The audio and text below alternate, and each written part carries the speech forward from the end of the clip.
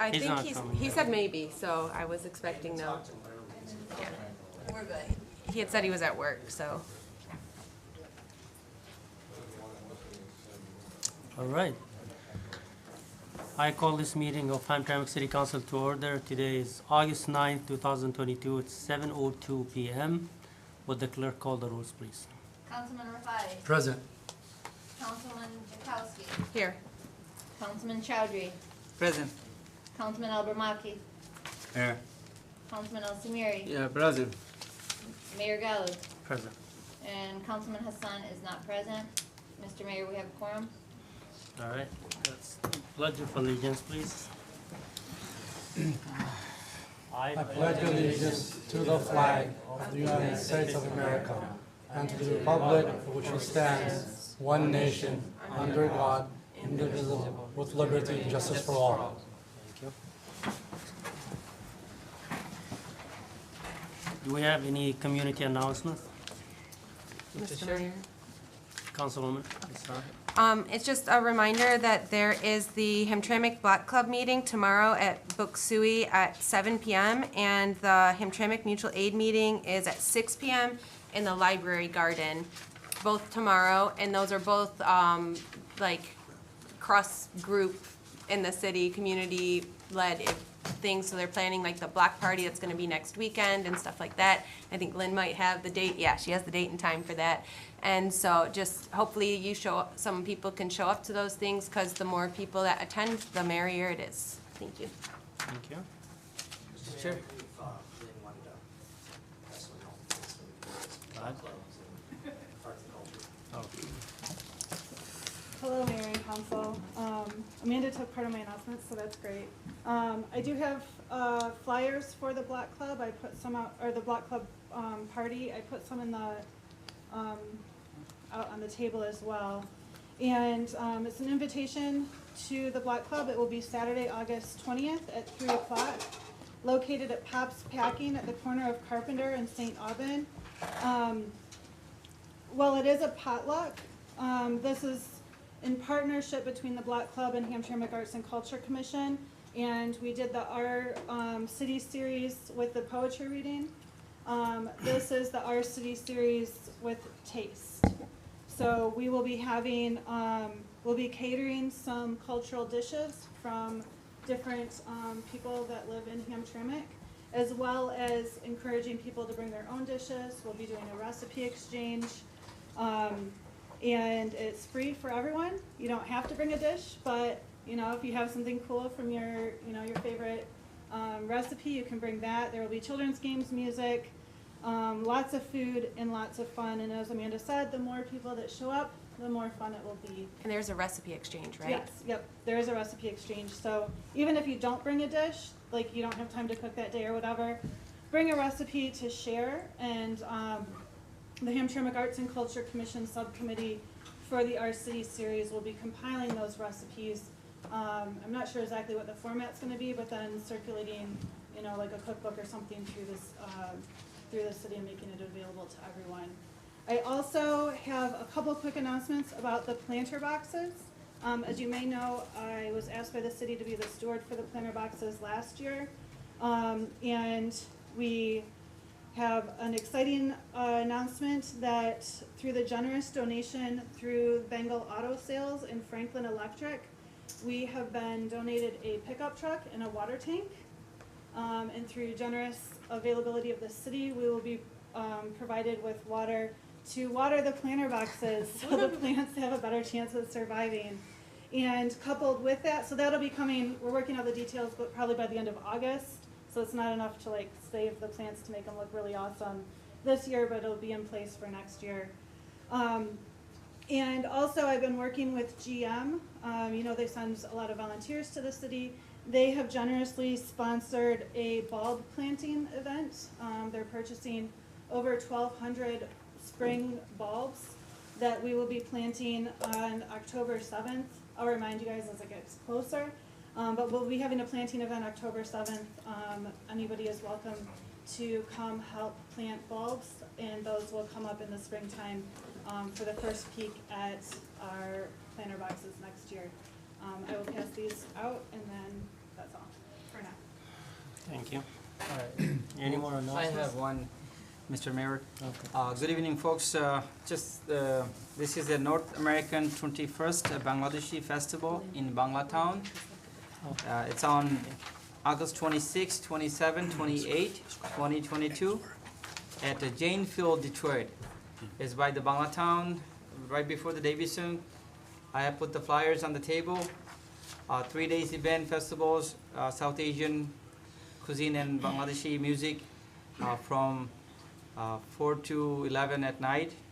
Please come join us. It will be fun. We do this every year, and you are welcome to and see the event and enjoy the event. August 26, 27, 28. Thank you. Thank you. Any more announcements? All right, we move to proclamations, recognitions, and presentations. It seems like we have none. Additions, deletions, agenda approval. Yes. Mayor, we need to add this resolution 2022-99 to the new business. All right. Would you like it to be in the new business or consent agenda? Consent. I mean, Consent agenda. okay, everyone is. Second. Yes. All right, so we are adding resolution 2022-99 to the consent agenda. Read the title also, please. Approving street closure for back-to-school carnival. Yes. You got it? Okay. All right, So that would be E. Read it. that would be E, yes. Now we move to the public comments. Mr. Mayor, do you want me to read the resolution? The whole resolution? Do we need to? We can do that during consent agenda, yeah. Okay. All right. Just because it wasn't online for anybody to see it. All right. Yeah, somebody interviewed. Would you like, because we can't read during the, reading the consent agenda, we can just Well, read. you're not discussing it, you're just reading it. All right, I mean, if you want to read the details now, I think it's. Go ahead and read it. Yeah, just go ahead and read it. Okay, so Resolution 2022-99 is approving street closures for back-to-school carnival, whereas Oakland International Academy High School, located on Florian Street, is planning to have an outdoor event for the students and parents on Monday, August 16th, and whereas the closure will be on Florian between Latham and Brombach, and whereas the requested street closure will be on August 16th, 2022 from 1 to 4 p.m., now therefore be it resolved by the City Council of the City of Hamtramck, Wayne County, Michigan, approve the street closure on Florian Street on August 16th, 2022 from 1 p.m. to 4 p.m. Thank you. All right, we'll move to the public comments, please. Thank you, Mr. Mayor.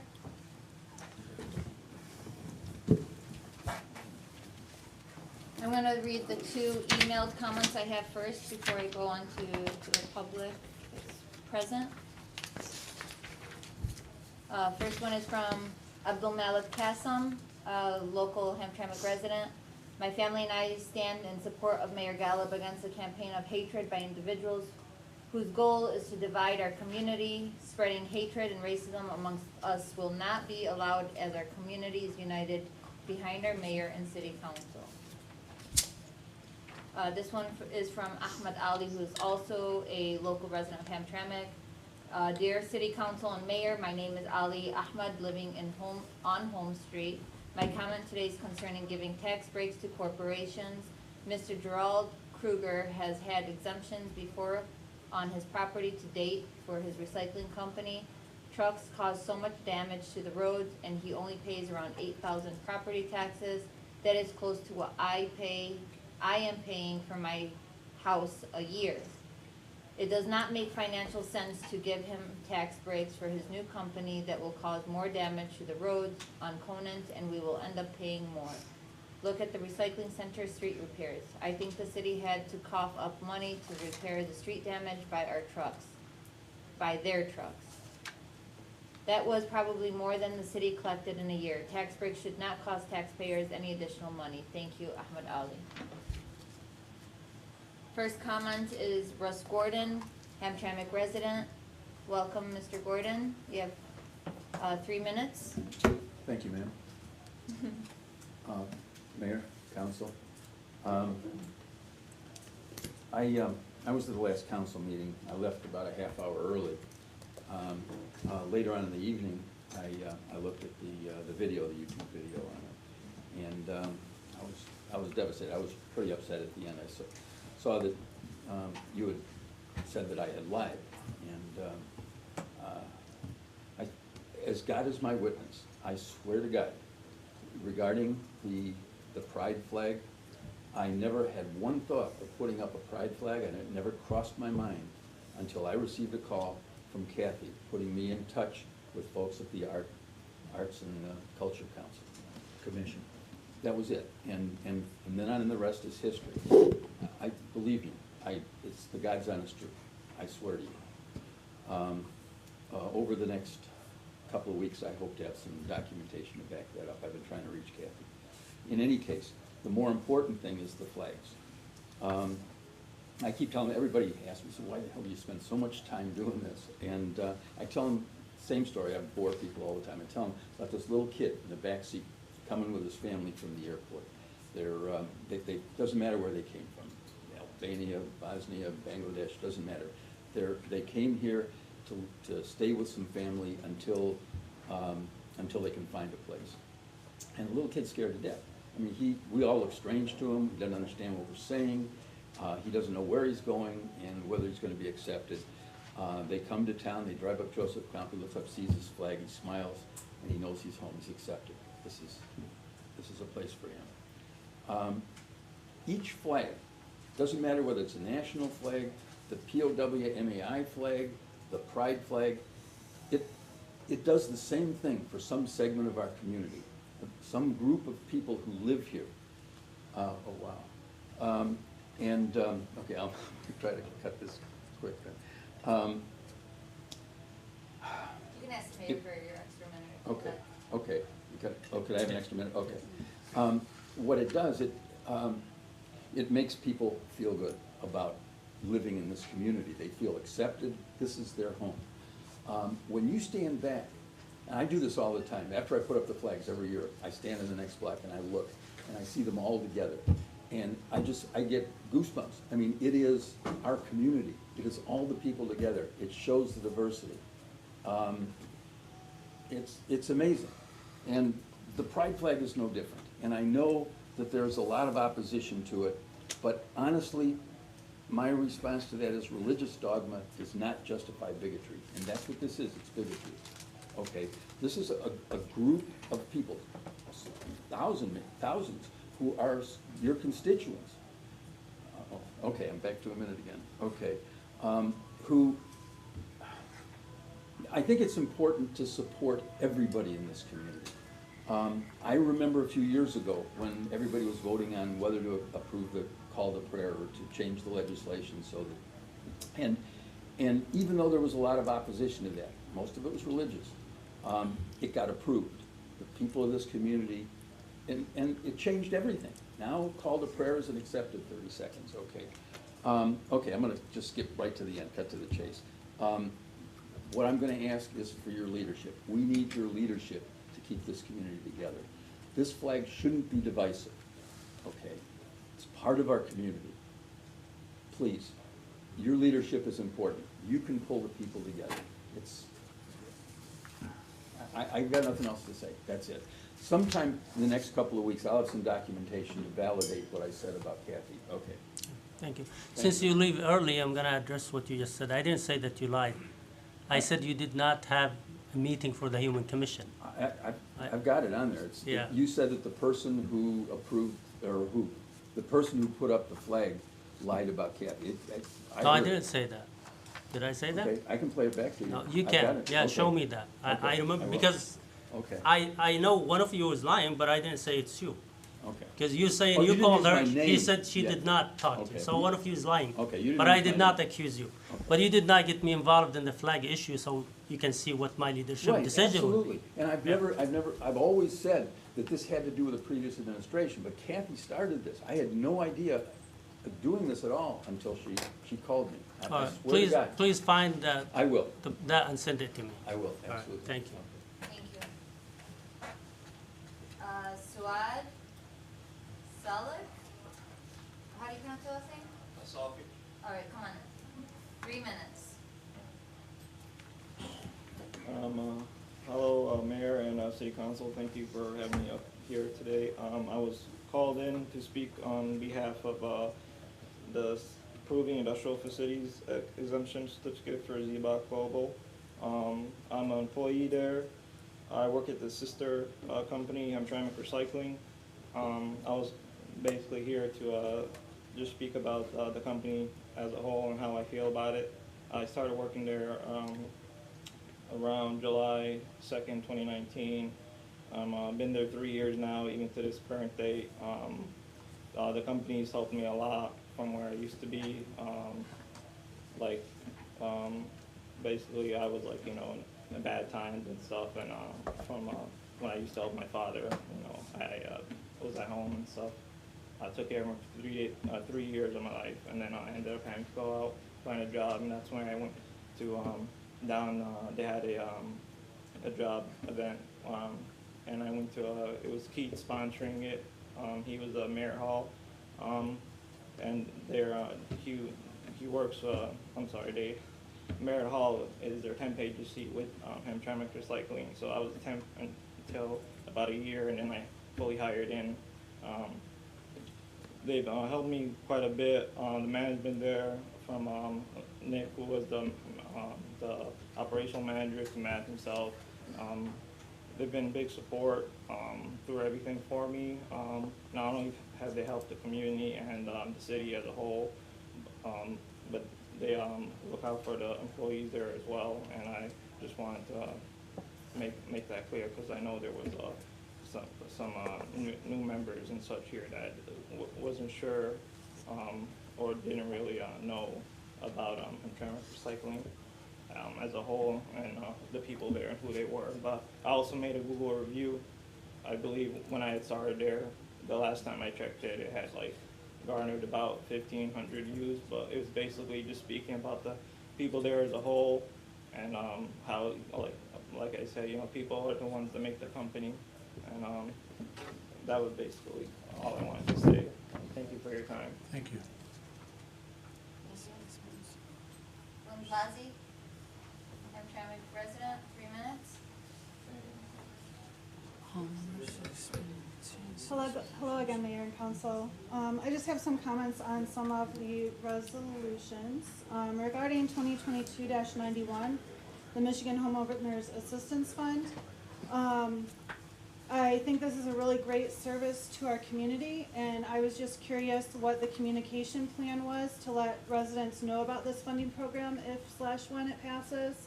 And then also, there is an Arabic flyer attached. I was wondering if a Bengal flyer would be created specifically to cater to our community here.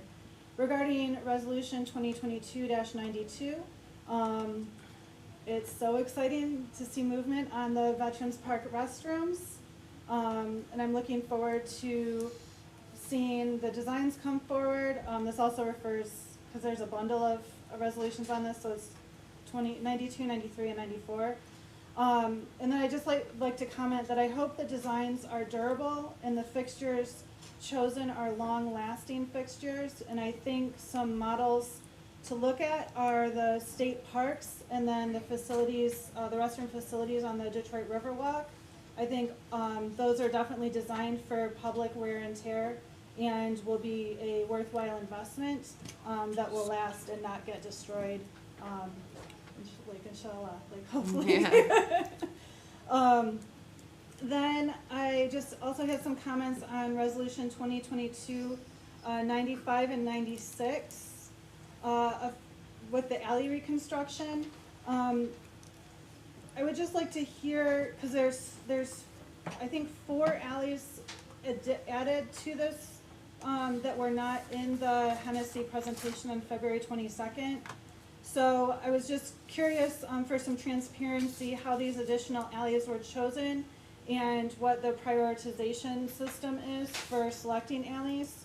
And specifically in relation to a couple meetings ago, the owners of Holbrook Market specifically requested alley restoration of the alley between north of Holbrook between Charest and Gallagher. On the plan before you today is north of Holbrook between, where'd it go? Oh, it was in the plan, it was the one McDougal. block west. And so I think, may I please? Oh, I'm good. Okay, and so I'm just curious, you know, that's how that might feel to Holbrook Market to have them request in one meeting and then a couple weeks later, their neighbor alley is getting restored. And finally, in 2022-9798, regarding the water mains, I think this is a really great investment in our city's infrastructure and appreciate everything that we're doing to do that. Thank you. Thank you. Nasser Hussain, Hamtramck resident, 3 minutes. There'll be a chance to speak regarding the exemption of public hearing as much as you want.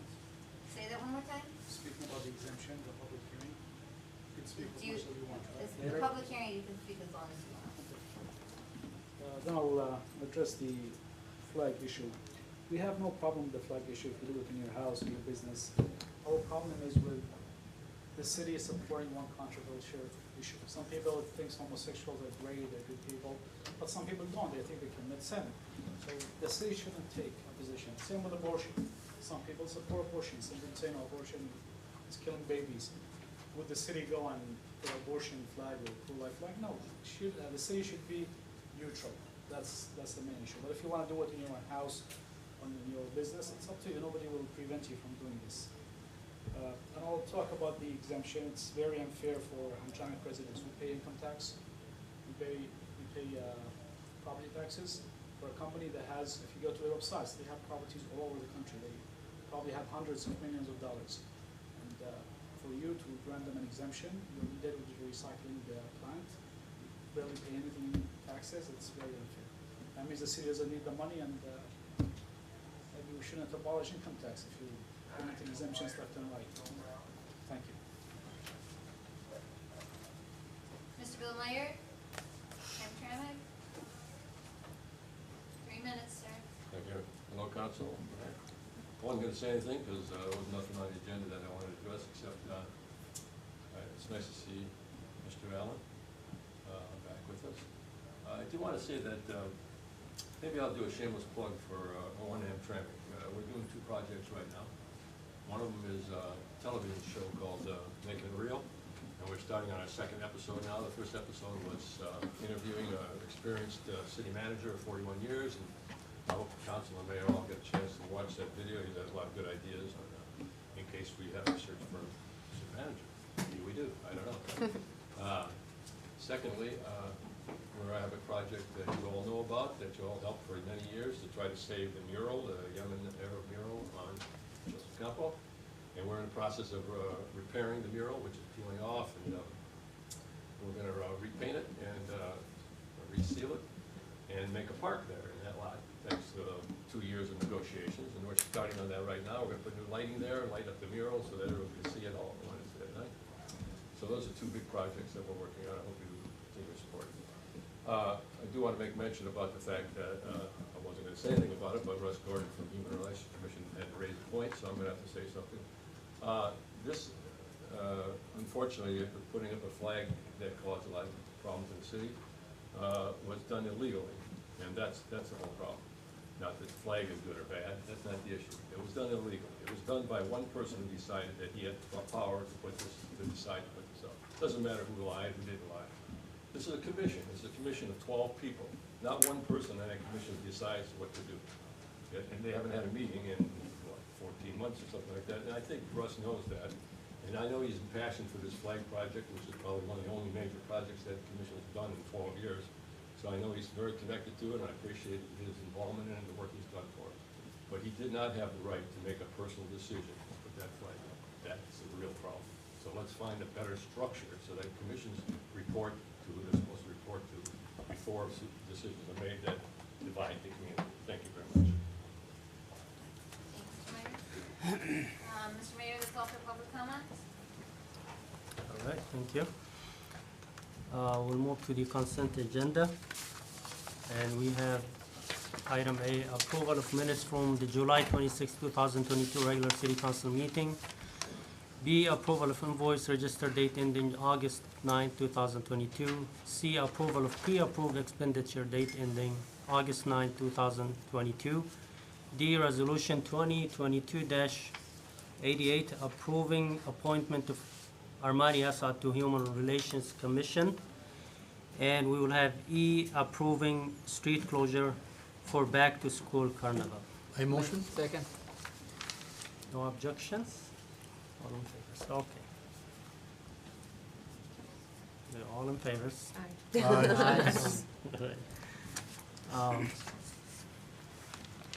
We'll move to the public hearing then. And we have item A, Resolution 2022-89, approving establishment of plant rehabilitation district. I need a Can I- motion? Motion. Second. All right, discussion. Presentation. We have the presentation first. What time? 7:28. And he's got a PowerPoint, so let me just get that started.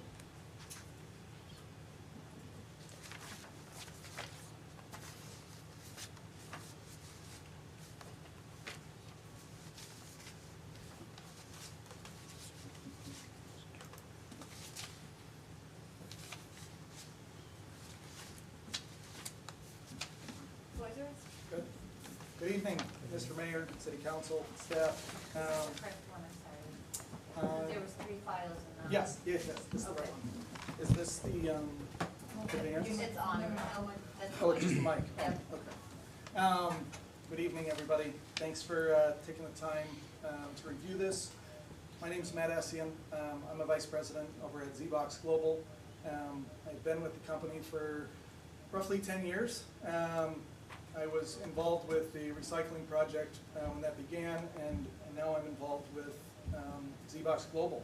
We're here this evening to request approval for the tax abatement for the proposed development at 8801 Conant. You guys are all, I'm sure, fairly familiar with the site. It's been there for a long time, and we're excited about it. I wanted to talk about who ZBox is. I know I've had the chance to meet with some of you guys, but I wanted to give you a little bit of an overview. We're a team of entrepreneurs, professionals that are bringing together our skill in business strategy, analytics, marketing, and web development for a common purpose. To make the world a better place with our combined skill set and passion for solving problems the right way. We have backgrounds in construction and recycling, so we definitely understand the challenges facing the heavy equipment industry, and we saw an opportunity to make something better. The business, ZBox Global, was actually formed in 2017. There was a small group of us, kind of a think tank, if you will, trying to determine how we were going to conquer this large problem and provide accessibility and solutions for the entire heavy equipment community. We're at the point where we're growing, we need more space, and we're committed to doing business here in Hamtramck. You can go to the next slide there. This is a property overview. For those of you that don't know, it's located on the south end of Hamtramck, between Conant and Joseph Campo, behind the Dickerson facility. It's roughly 25-acre parcel, and the existing structure on the parcel is roughly 240,000 square feet.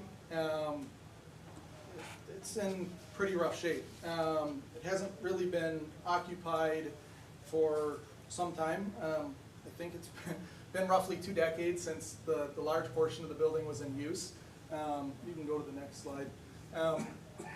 When we acquired it, again, I'm sure most of you had seen it, it was in quite a state of overgrowth. It's kind of a jungle.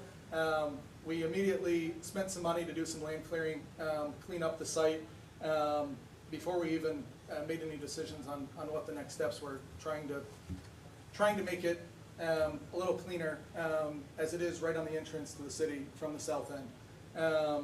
After we cleaned up the property, we started doing some structural inspections, trying to identify what the opportunity was with the space. we identified a area of the space that's roughly 112,000 square feet that we are planning to save.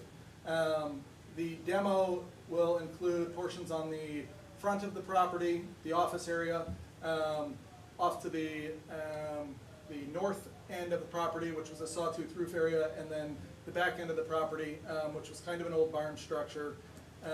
They were kind of deemed too far gone to salvage. There's a lot of water damage and vandalism that had taken place, scrappers and all the rest. So plan is to rehab, like I said, roughly 112,000 square feet. Z-Box is currently occupying a small space in the high bay area, but they're growing. We need more space, and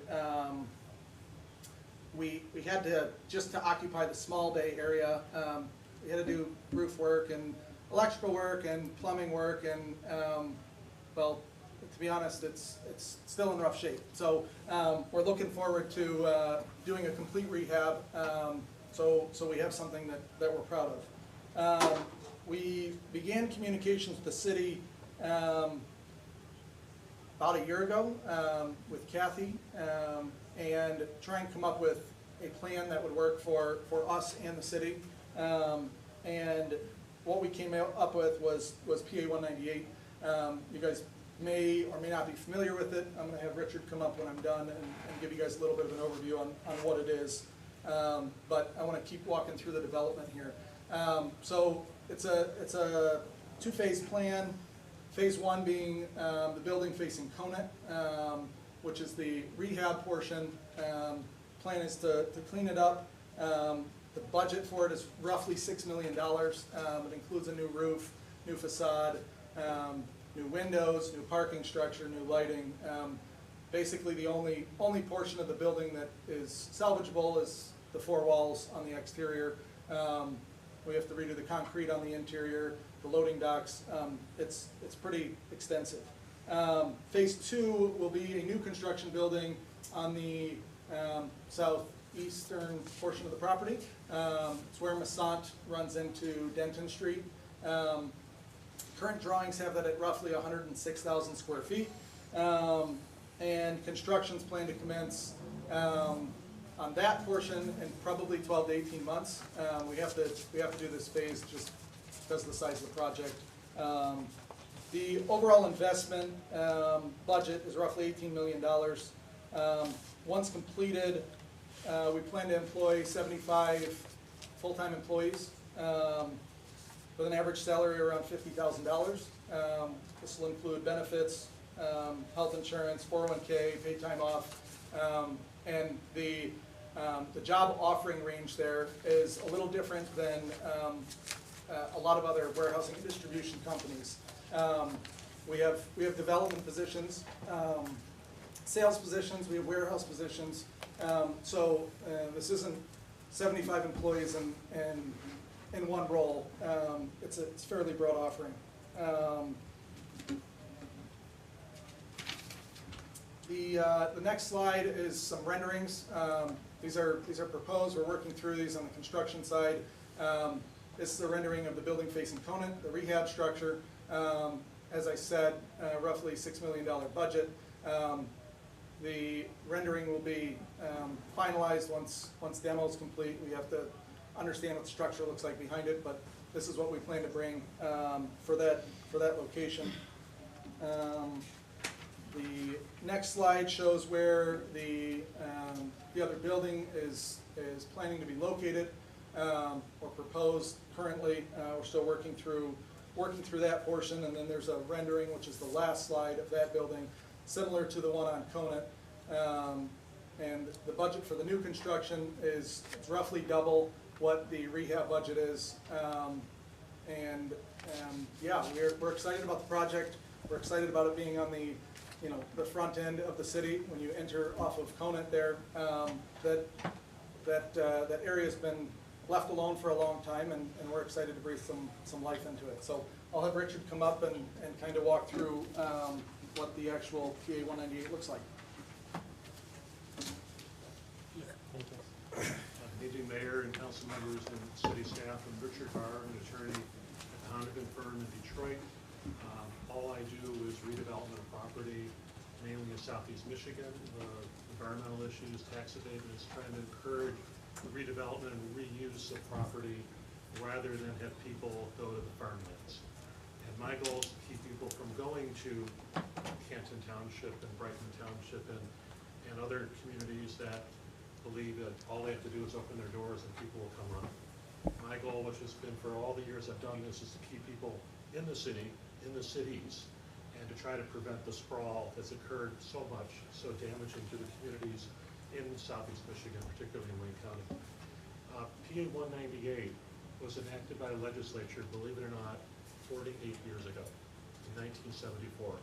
It's the most important long-standing tax abatement law in Michigan. It's been used for thousands of projects over the last 48 years. Some are large projects. It got its real heyday back with the engine plants and the others, but it also is used for smaller businesses, such as what Matt and CPOPs have in mind, and even smaller businesses. You don't hear a lot about it because there are a handful of other programs that people talk about in other communities. But the city has some experience with this program. Other cities nearby, including one of your neighbors to the south, has a lot of experience with these programs.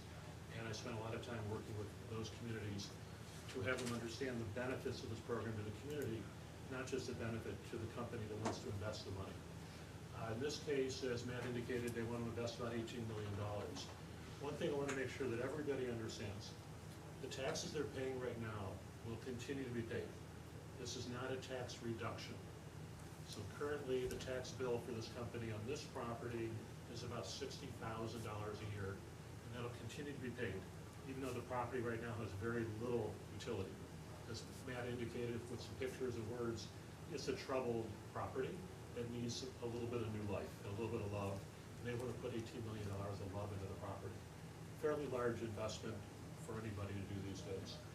The way the tax abatement program works under PA 198 for a rehabilitation and replacement project like this is a state in this law says if the community agrees, the taxes can be frozen on that building for the period of the abatement. The abatement can be issued by law for as long as 12 years after the completion of the construction, which in this case would be a maximum period of time of about 15 years. After some discussions that Matt had with the mayor, he agreed to reduce his request from the maximum allowed by law that you're allowed to approve, that frankly most communities would approve, to only a total of 10 years. So he's cut off 5 years from what could have been requested, what the city could have elected to, but in this case, I think there was an understanding of trying to meet somewhere in the middle for an arrangement that helped the company be able to make it through this process, yet have the city be able to get new revenue. So how do you get new revenue? Because I understand that revenue is king. New revenue comes immediately in a small way through increases in the land's taxable value, not much. Land isn't assessed that high in the city, so there'll be a small increase each year as the land value goes up. That's not frozen. All that's frozen is the tax on the building or part of the bill. Also, there will be 75 new employees, and assuming that half of them live in the city, we've estimated about $28,000 a year of new city income tax revenue will come in each year during the abatement period and continuing after that. If they hire more people, such as the part-time employees, if the wages go up, which we think these days they will, the days of flat wages seem to be behind us, the number will go higher. So there is new revenue coming in immediately. Some as the first group of employees are brought on in about a year, and more as a second building was built, and it ramps up to approximately $28,000 a year. Meanwhile, as Matt indicated, they're renovating the first building, and then they are next building a brand new building together with an investment of about $18 million. I want to mention a few other things. I understand there have been a variety of comments made in the various media around about the project, and I just want to be really clear. There is no tax reduction. There's only a tax increase. And ultimately, depending on what the assessor assesses the property for when it's done, when the taxes come off of the tax abatement roll in about 10 years, it goes back to the normal property tax roll. We estimate the tax bill will go up from what's currently about 60,000 to approximately 237,000 plus however much that inflates over the years based on increases in values. We don't know what that number is going to be. A few years ago, we thought it'd be 1% or 2% a year, and now we're hoping it's only 5% because of the limits under Headley. So there will be a significant increase in the property taxes at the end of the abatement, and in the meantime, there's an immediate infusion of new income taxes within about a year. That's the number side of it, but the people side of it is important. And I believe there's some people who want to speak later about their role in the company and how important it's been to them, both residents and non-residents. And one thing I know from having worked with this company in the past is their commitment to bringing people up. And I think that's an important factor when you're bringing 75 new employees into the city. And hopefully with the spirit of the city and the inclusiveness the city demonstrates, you'll find it in your discretion to approve their request. We've worked with the administration on the documents. I think you've been presented a packet tonight that has the applications, it has the tax abatement agreement required by state law, and all the supporting documents. I would be very happy to answer any questions you have about the law, about the project. I never travel without my copy of the law. My wife thinks I'm crazy, but I deal with that. So if you have any particular questions about the law or want me to clarify anything you might have heard, whether it's from a reputable source or something posted on Facebook, I'm happy to deal with all those questions because I think that accurate information is what I want to make sure you have and then exercise the judgment that you're elected to exercise. So I'm happy to answer your questions now or later, but thank you very much for your time. Mr. Richard, I have a question for you. What is your best evidence for concluding that absent tax abatement, Nassau might sit empty for another 2 decades? And I may want to let Matt speak a little more to this because of their investment of time and money already in this project. It's a competitive environment out there, especially in the last few months when the market has softened, the demand for existing space has softened, the number of people that are chasing after 100,000 foot or 200,000 foot warehouse buildings has softened. What was a supply-demand imbalance seems to have balanced a little more now. And some of the big players are not building the new buildings they were planning to build, some right around the corner or up the street. I think there's plenty of reason to believe that if the numbers don't make sense, they're going to have to find a more economically feasible way to do this. The taxes with a full tax rate are significant. You know, the tax rate in the city is not among the lowest in the state. There's only so much you can do about that, given the obligations you have to cover. But you know, and I'd really rather let Matt speak to the business judgment, because that's really for him and their family to get into. But this building needs a lot of work. It's not like a greenfield where you just come in and throw up some steel panels and for $50 a foot you have a warehouse. This is a very significant investment of $18 million into a building that would be easier to knock down, frankly, and starting over again. And as I said in the beginning, my goal is to not encourage and try to prevent people from wanting to just move on to a greenfield. And there are greenfield sites not that far away where you can get a few acres and throw in a couple 100,000 feet. So I think that there's an important competitive advantage that the city can offer this company. And I'll let Matt speak a little more to the business decision, but I see this question often, and I think it's important to understand that people have choices and they want to continue to be a good neighbor and resident, or taxpayer, we'll call it, in the city. Matt, do you want to add on to that? Yes. Mr. Mayor, just as a side note, we also have our city assessors available for questions as well. Yeah, on the business side, there was quite a bit of time and effort put in on the front end when we were trying to pick a location for Z-Box. We did do a pretty expansive search, and there was other finished space available all over the state.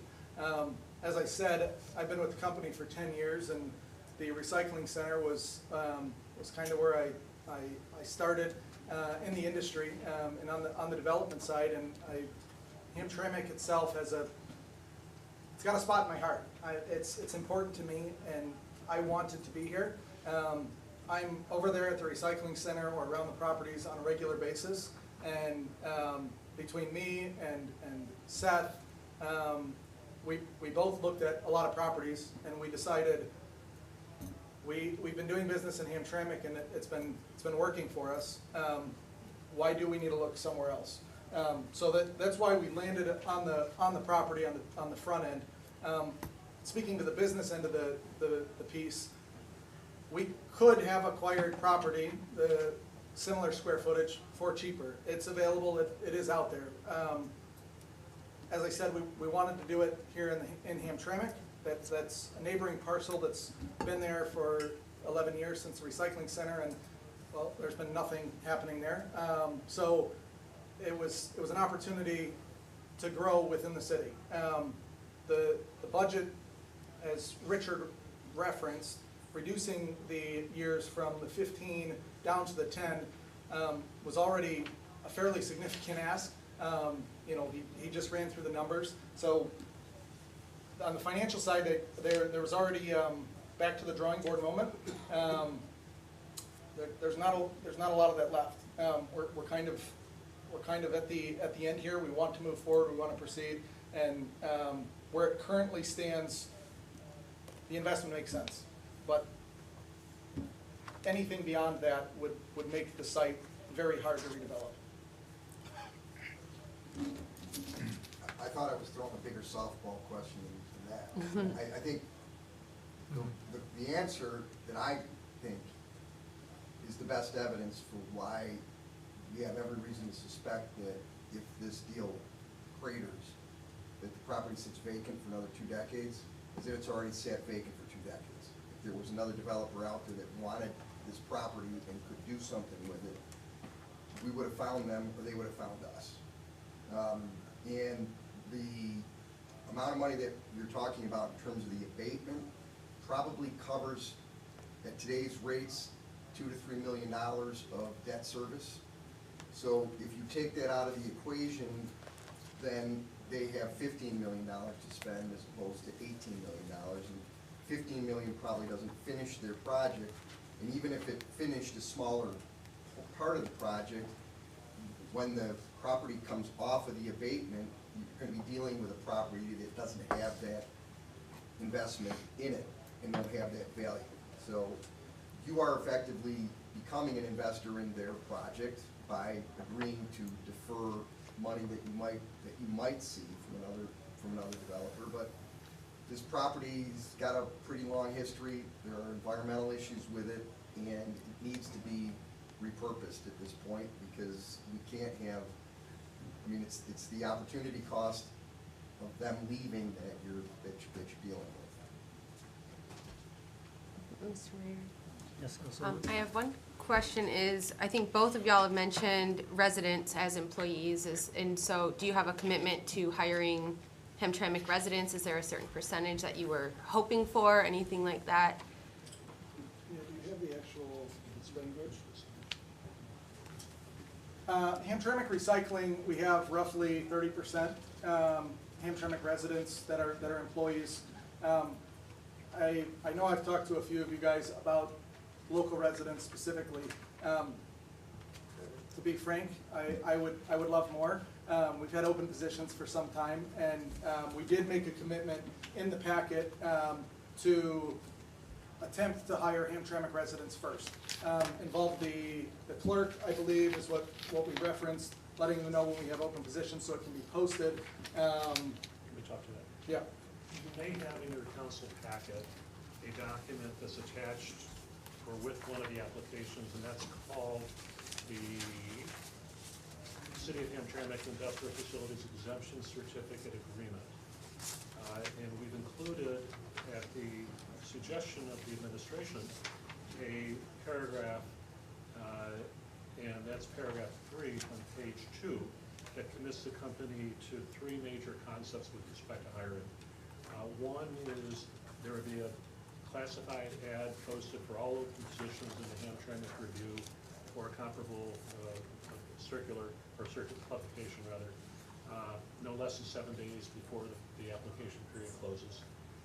Number 2, we would send a copy to the city clerk at least 7 days before of any job openings, so the clerk could post them or work with the city in terms of how we post them on the website or otherwise. And that continues for the full length of the abatement period. So if technology moves us ahead, in 2 years from now, there's a central site that exists, and click here to find a job in Hamtramck. We're all about being included in that. And then any other steps that it can take to try to attract and retain employees. The only exception for that is going to be if for some reason a job has to be hired or filled immediately. There isn't the 7 days of the urgent need, people all quit, and you have to hire them tomorrow, or you shut down operations, whatever. There is an exception for that, but the expectation is that all or substantially all the employees would be under this provision, where there will be both a public and city-based posting. When I've worked with urban communities, we've also said, if you come up with a better way to make this work, if you end up having a central hosting site, if you're working with Michigan Works and there's some other way to get it out there, we'd love it, because frankly, as everyone knows, the hardest problem right now is finding employees. Every business is short of employees, so if you've got a special way we can help find employees, bring it on, don't tell anybody else about it, because we want to be first in line, and we're happy to be the first one to hire those people from the city of Hamtramck. The language that they're referencing is language that I drafted. They didn't have any objection to including the language that you requested. Mr. Mayor? I have one more question, and it's kind of like, just like a broad question to the assessor's office is, do you have experience with the PA 198, and is it typically a positive thing in your opinion, and like the year length, like that kind of stuff? Yes. Hamtramck Recycling currently has a similar abatement on the property, and that was given by the council for them to develop the property. And that's the question before you today is, do we want to take the chance as a city and pass on this opportunity, or still retain the, as was mentioned earlier, the tax that exists on the property for today, 2022, and keep that level going forward for the 8 to 10 years of the project, and have an enhanced gateway property. So when property owners or potential property owners come to look at buying a home or settling in Hamtramck, that's a good thing. They will see an improved property as opposed to what has been there. So at the end of the project, we would have, as mentioned earlier, a fully completed occupied property to put on the assessment and tax rolls, as well as the new employees paying income tax. Not that that's, my place to say that it's a good or bad thing. That's the way I see the opportunity for the council to make the decision today. Thank you. I have a question. In your experience, and I know you've seen this in many other communities as well, what is the average lengths of time this is offered? I can answer that one. I actually just was in Lansing taking a class with the State Tax Commission, and specifically about exemptions and abatements. IFTs were one of the topics that were discussed. The instructor, who's an equalization director and assessor in multiple communities, I can quote verbatim, and said that they rarely see, if ever, less than 12 years on the abatements for the IFTs. That was the exact quote from the thing. So as Matt had mentioned, this is a significant change to go from the actually 12 plus the construction years. It's a rarity for them to be under the 12 years and the full exemption period. It is used as a tool to incentivize and develop and modernize an area, and as I said, it's from 1974.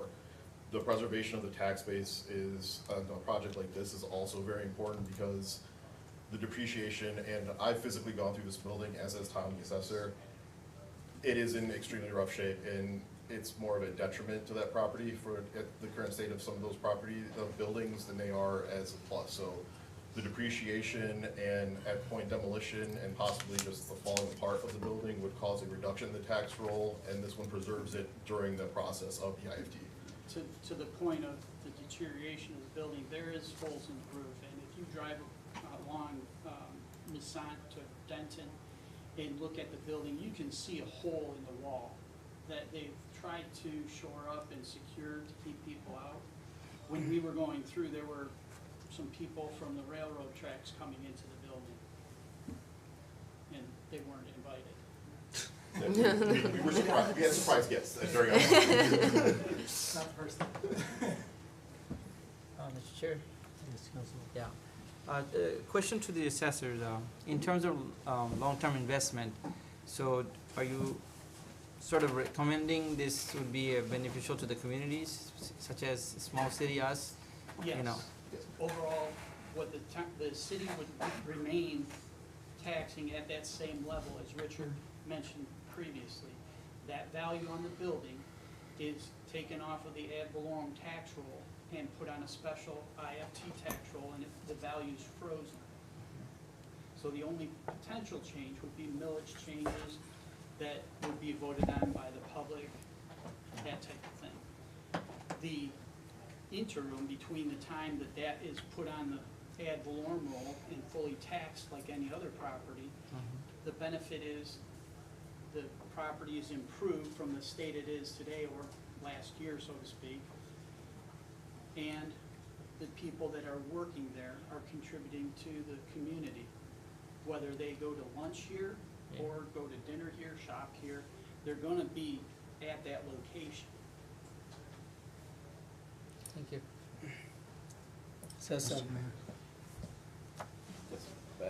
The taxes for right now, how much the property taxes for right now? Just shy of 19,500. Well, that's what the city collects, so Yeah. the entire tax bill is just around $60,000. The city portion of it for our millages, including operating, rubbish, retirement, and the library is roughly, I think the number was $19,472.96. And how much the taxes 2020 and 2019? That I Do don't not have. have those numbers in front of me, that's what We was need to budgeted find out, this go year. back to 2020 and 2019. I can tell you that in the year 2020 is when the group purchased the property, and the purchase price was 1.1 million. And they did have an appeal to the State of Michigan Tax Tribunal because we had assessed it for a greater value.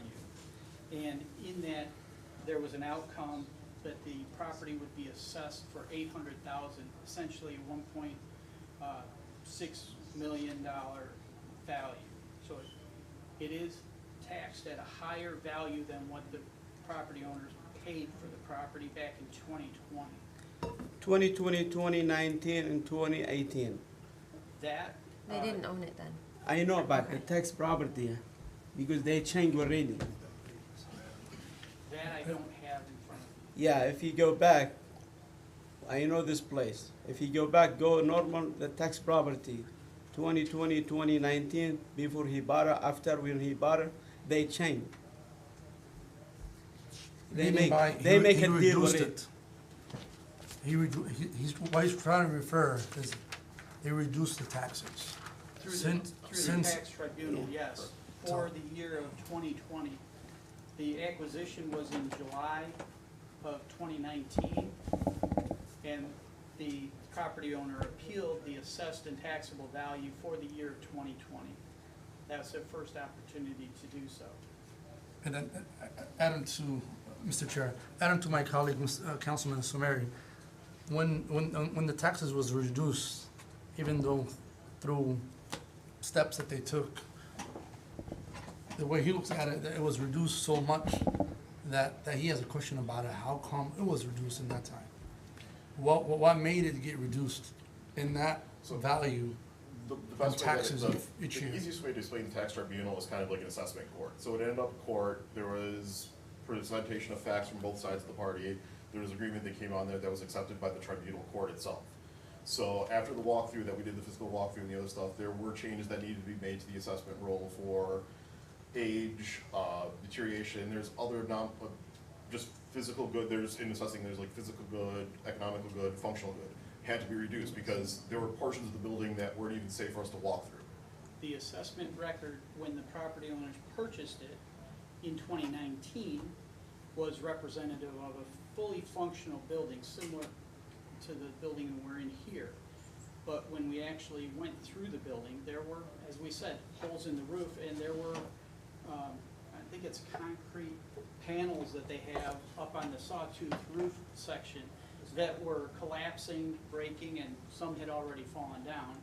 And there were, as we mentioned, holes in the walls, and some of it, you know, I don't even think there was electric in some of the areas of the property because it had been scavenged.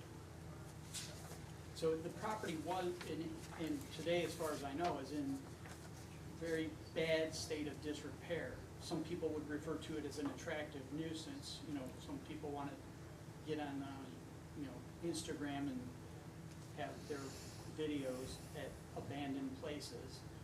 And that would be one of the, I think, things that had happened previously. Now with the new owner, they want to change that, take advantage of the property, develop it. But the current assessment was reached after there was an appeal. agreement Mhm. between the city, because my firm handled it. There was an agreement between the city and the property owner as to the value. What is currently assessed is a correct assessment. I mean, I'm very confident of that. When the property sold, there was a very aggressive assessor here who caused us a lot of problems. One of the things that he did when the property was uncapped was try to add value to the property that we weren't going to be able to sustain in front of the tax tribunal. And so the process worked. We agreed to the assessment that that the tax tribunal eventually entered in the tax tribunal. So that this was a judicial process that wound up with a resolution that we agreed to because it was the correct assessment. And we, sitting here today, believe that the property is correctly assessed, as does the property owner. So. Questions. Yes, Councilman. How come the property seems so big and the facilities and everything? How come you're only employing 75 employee? Well, the main portion of our, or big portion of our business is warehousing and distribution. So it's not warehousing and distribution like Amazon, where we have a lot of products that move high volume. We have some that do, but this is more of being able to have an offering in one place. We still want to use the Amazon model so we can get the product quickly and ship it quickly, but we don't expect in the warehouse space that our warehouse workers aren't going to be fulfilling 350 packages an hour like they do at Amazon. The volume's going to be much reduced from that. So it all depends on the it's orders. It's racking, it's warehousing. The office space roughly that we're including in it is about 10,000 square feet. So in that we would have research and development for the parts. We have web development for the website. It's kind of covers a lot of things, but we wanted to be realistic with the number. And we do think the number could be much higher than 75 employees. But it's kind of a guess off into the future on where business goes. So 75 is what we were confident we could commit to. Okay. Thank you. All right, maybe we should move to the public comment now.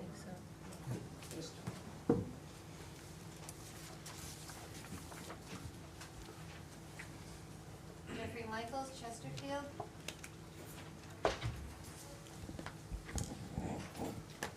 Good afternoon, Mayor, Council.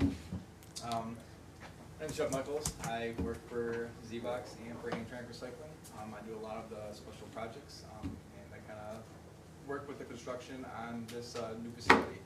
I do want to say that working with the team and the management ownership, they are very committed to making this abandoned structure something that's going to be very beneficial to this community, not only as not an eyesore anymore. It's going to look like a very beautiful building. I can say that rendering that you guys seen, it's going to look very similar to that. Which really, if you look around anywhere in this city, not say the city's not beautiful as it is. I do enjoy working in Hamtramck. It's really going to put something new here, and it's going to attract a lot of residents to actually come work here, which is their goal. You know, working with a lot of the residents already in the warehouse, it's been a pleasure, and upper management really wants to see the city succeed, not only in beautification, but growing the community and giving everybody an opportunity to make a good career.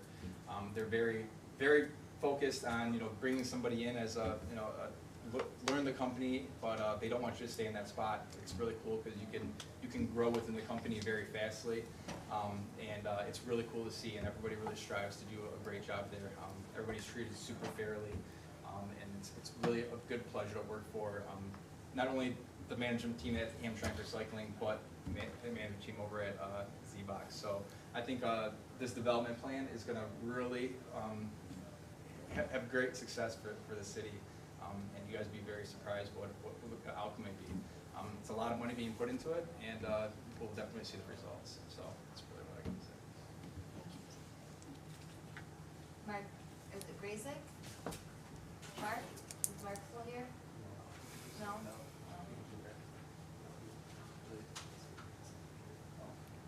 Sophia Shamilo? Berkeley, Michigan? Hello, I'm Mayor and City Council.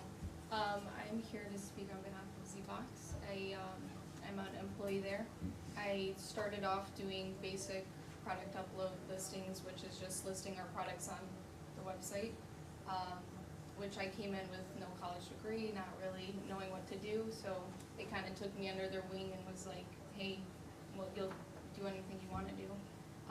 So then I was able to move up in the company within a year and a half, actually a year, and I've been working there for 2.5 years now as the customer service lead, so I run the customer service department. I also, my father grew up in Hamtramck. I have a Ukrainian family grew up here, so I've been in and out of Hamtramck all the time, and I think it's a really great opportunity for Hamtramck to get more community within itself, because hiring people within the community, we have a couple that used to grow up in Hamtramck or currently live in Hamtramck, so we definitely already support people, the residents. And we continuously grow. Within the 2 years, we were fulfilling 10 packages a day, and now we're filling 100, so within a year. So that's the growth that I see, and yeah, and I think we can continue to grow. The need for, especially me talking directly to our customers, I see all the time the need for an e-commerce website, and we really don't have it in Michigan. As for aftermarket companies, which is what we are. And yeah, I just think it would be very beneficial going forward. Thank you for your time. Thank you. Sayaf Abay? Assalamu alaikum wa rahmatullahi wa barakatuh. In other words, may peace and blessings be upon you all. And good afternoon, Mayor, City Council members. My name is Sayaf Abay. I work in as a warehouse associate in Z-Box Global. My job consists of like stocking shelves, intaking from different vendors, fulfillment, packaging, and whatnot. I've been an employee for about 8 months or 8 to 9 months. It's been a pleasure working with my team, and I'm looking forward to seeing their success, and their commitment has really proven that they're willing to strive and aim and skyrocket and improve in their positions and whatnot. Thank you. Thank you. Lynn Blasey?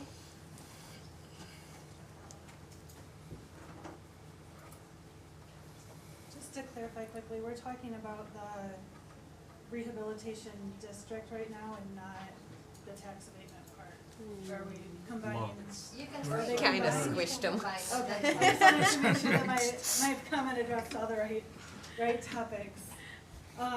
So hello again, Mayor and Council.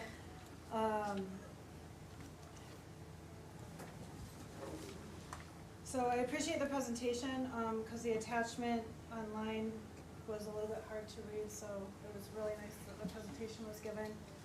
So you could really see the renderings, the site map and everything. And I want to kind of make some points about the creation of the 75 new jobs. So, and to kind of summarize what I heard during the presentation, The current taxes are gonna stay the same, and we will continue collecting that around $60,000 a year. And as new employees are hired, as the project develops, and I did the math based on my own income tax I pay to the city, a total of 75 employees would be around $30,000 a year, which is close to the 28 that was quoted.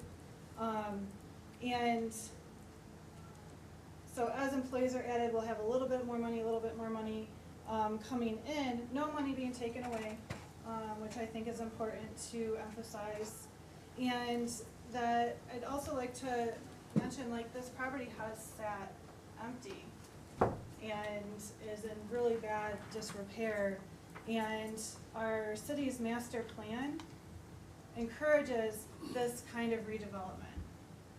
It's completely in line with what we said we were gonna do when the plan was rewritten in 2020. We want to activate our vacant and neglected properties. And as the presenters also showed, one of the tools to help encourage that, and one of the really awesome tools to help bring new development and redevelopment to Hamtramck are tax abatement programs like this. I think it's important to look at the long-term impact and the long-term goals of our city.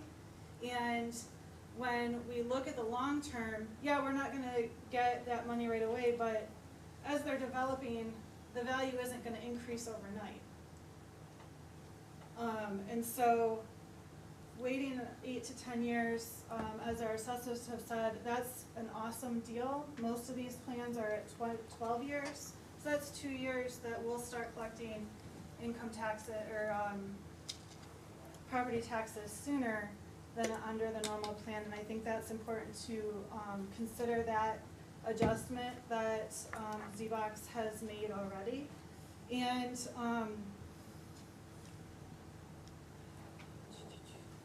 I also just want to say that I support the abatement as a viable tool for us to attract this really large-scale investment in our city that we so desperately need. We've been trying to address the MERS issue. We've been trying to address all of these things, and if we don't take advantage of opportunities like this that are coming to our doorstep, the alternative is they walk away, they build somewhere else, and we're stuck with who knows, you know, if the property's gonna sell, it's gonna be vacant. As our lawyer said, you know, it sat vacant for 20 years before they bought the property. I think it's a really wise opportunity for us to accept this plan and to move forward. And that's all. Thank you. Nasser Hussain.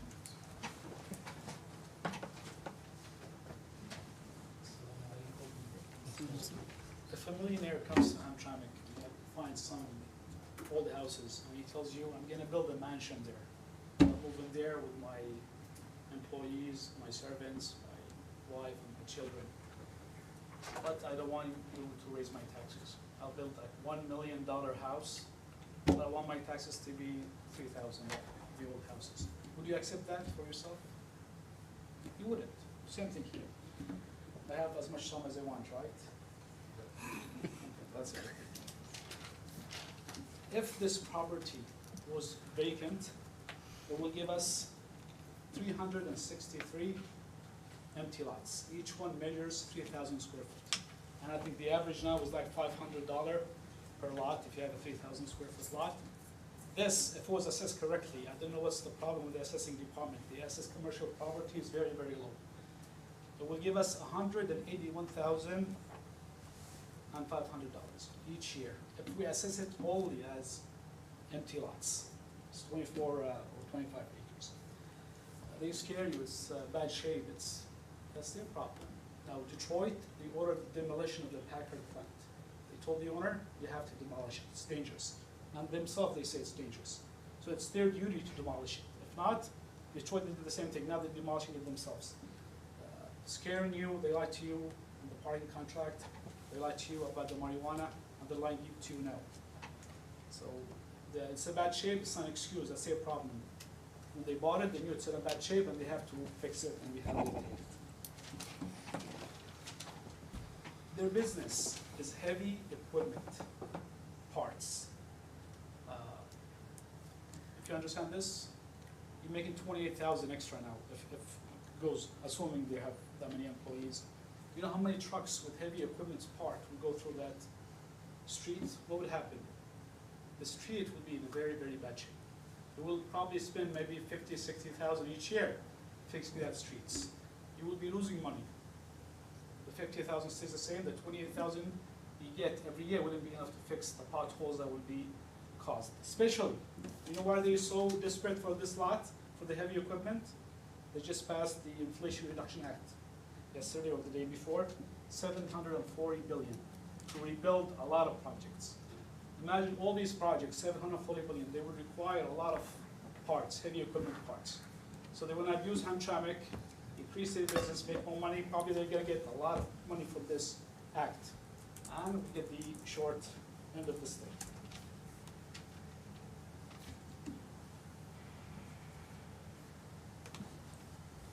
18th Street Deli and Hamtramck Recycling, they got the exemption. I said we're gonna make money, the city will make more money. That was false. The budget of the city went down, and that was like 10 years ago. We're still going down.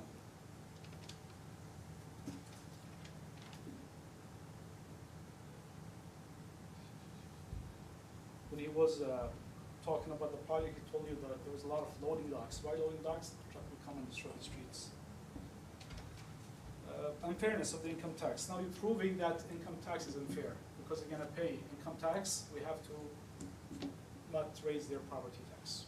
If this is what you think and this is optional, then we have to make it for everybody in Hamtramck. If they're paying property tax, they don't have to pay. If they're paying property tax, they don't have to pay income tax. In this country, the wealthy gets wealthier because of this. If you go to their website, they're a very, very big company. I don't think they can afford to pay $100,000 more in taxes, especially with the Biden Act, the Inflation Reduction. They'll be making so much money, they could easily pay 100 or 150 extra.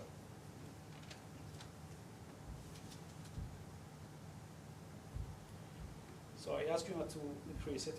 If you give them this exemption, then I assure you this lot is a very good location. There's a reason they came to Hamtramck.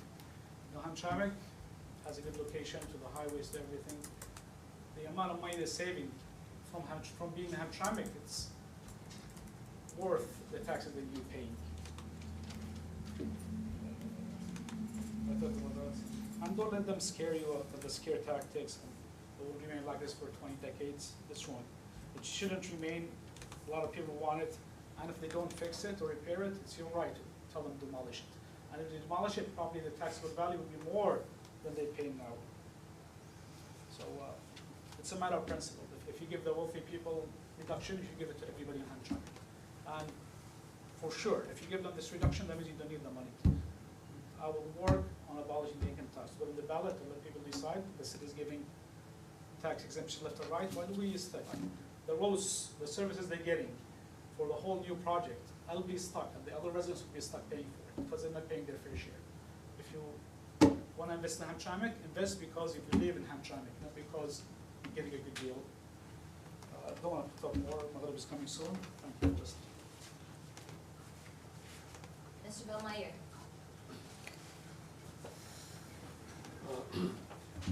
Hello, Council Mayor. So I have no horse in this race at all. I mean, I don't belong to this company. I'm not coming up here and saying it's a great company because I don't know the company. And I'm not an employee of the city, so I don't have to say anything to say my job. I'm going to tell you the truth. It's the way I feel about this. And Nasser said a lot of it. Corporations, the bottom line is to make profit. That's what they do. I know that all my life. I've worked for big corporations. I know that's the bottom line. You want to help people? Of course, but profit is number one. If they can help people at the same time, wouldn't that be great? But if they don't, that doesn't matter, as long as they make profit. As soon as they stop making profit, they're out of here. That's how it works. Now, you ran across the same issue about a few years ago when we had the parking meter issue. Rebecca, stop. Sorry, I'm sorry about that.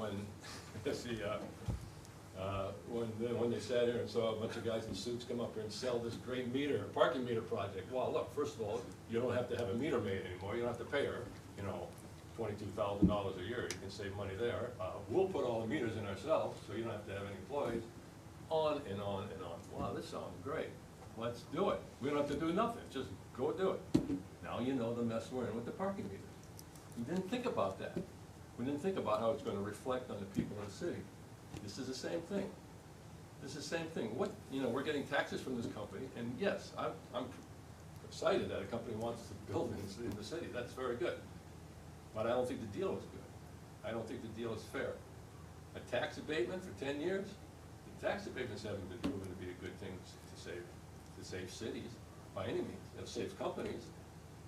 But the people who live here are not gonna benefit from having no taxes for 10 years from this company who's just gonna do whatever they want. When they're ready to make profit, then they'll start paying the taxes.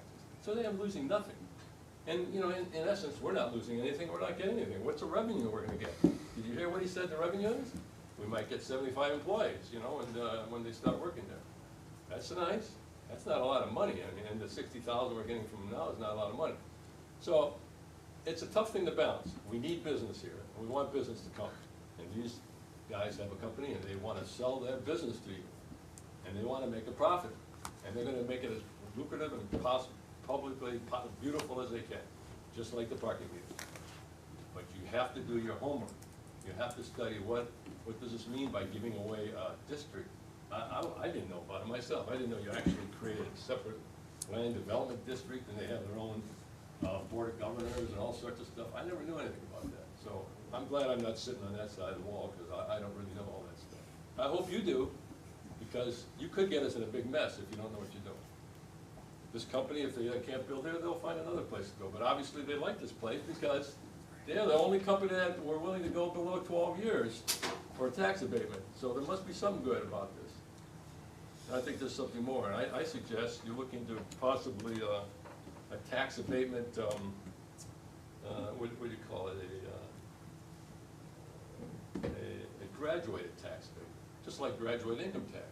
People who are wealthier pay more taxes because they can afford to do that. Well, maybe a graduated abatement tax would work. Like the first year, they have 100% abatement. The second year, 90%. The third year, 80%. So the quicker they get it done, the less they have to pay the taxes. The longer they go, the more we get the taxes. It's only fair. It's a much fairer way to deal with tax abatement. I mean, you want to work with the company because we want them here.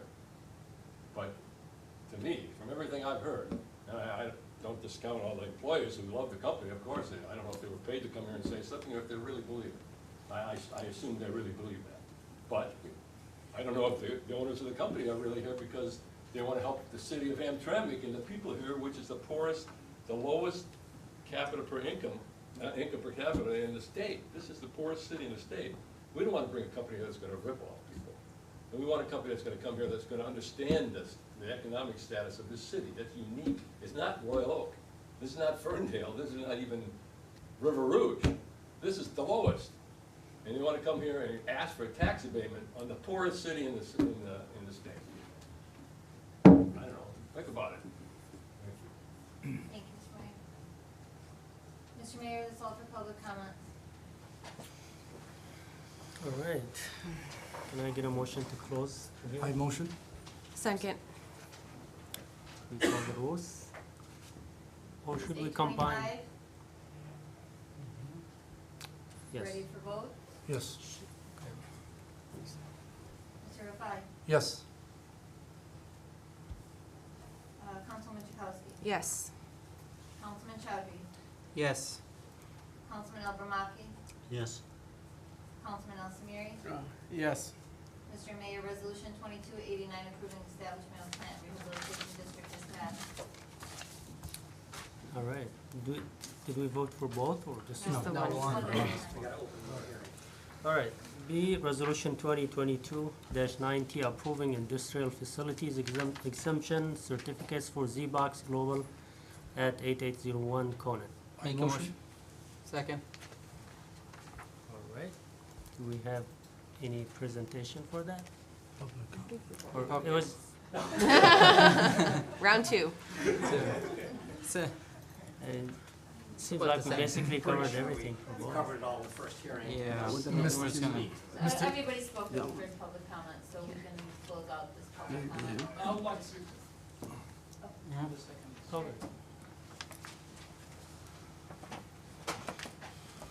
You know, when the parking contract wasn't approved yet, I came here, I told you it's not a good deal for the city. Then some people claimed, we didn't know, nobody told us. We're telling you the same thing, this is bad for the city. Believe in Hamtramck, believe in yourself. They're not the only people who wants to invest, open business in Hamtramck. Now I'm telling you, do not approve this, it's unfair for us. And you're risking losing $2 million in income tax. We'll bring it to the ballots and make people, if the people see you giving something to these people, they deserve it. These poor people in Hamtramck, they deserve it more than them. They have hundreds of millions of dollars. They could for 10 years. It's like what? If they pay 100,000 more, that's what, $1 million. It's not a big deal. They could pay it. Look for the benefit of Hamtramck. The benefit of the residents of Hamtramck, they elected you, and they want you to treat them as you treat these. If you give them exemptions, give Hamtramck residents exemptions. Be true to yourself. Thank you. Motion to close? Mr. Chair. Yeah, Khalil was. Can we close the Motion. public comment and then you guys can discuss? Yes. I motion. Second. I got. It's fine. Fine. Doesn't matter. And it is 8:28. No, you can discuss. Mr. Chair, Yes, Council. you know, as much as I want this facility to get developed in that neighborhood, where I live in that neighborhood, you know, it's like our attorney have said, it's been vacant for a while. So I'm agreeing to help this company to develop and maybe bring this building to a better shape than it is. It's the tax abatement, to me, I think 10 years, it's a lot, as our city is facing so much issues. I'm willing to, if my colleagues will agree, if we reduce the years from 10 years to 6 years for a tax abatement on here. We're being fair on both sides. City will not wait long to kind of benefit from the taxes when after 6 years is being done. You know, and not opening the doors of other companies that were thinking that Hamtramck, it's a place where you could get tax abatement for many years. So if my colleagues will agree that, you know, I think 6 years, it's in the middle where we are able to work with the company, and they have enough time to do what they gotta do to get this, you know, development of this place intact and in good shape. This is what I have on this. I don't know why my colleagues will agree or disagree on this. A question of clarity. Yeah, go ahead. Do you want, so the current request is like 2 years construction plus 8 years tax abatement for 10 years total, correct? And so are you talking about 2 plus 6, or are you talking about? Total of 6 years. So removing they 4 could- years total from the whole thing? They could divide it the way they want it. I think 6 years, I think it's the best, you know, solution for both sides, for us, for the city, for the company.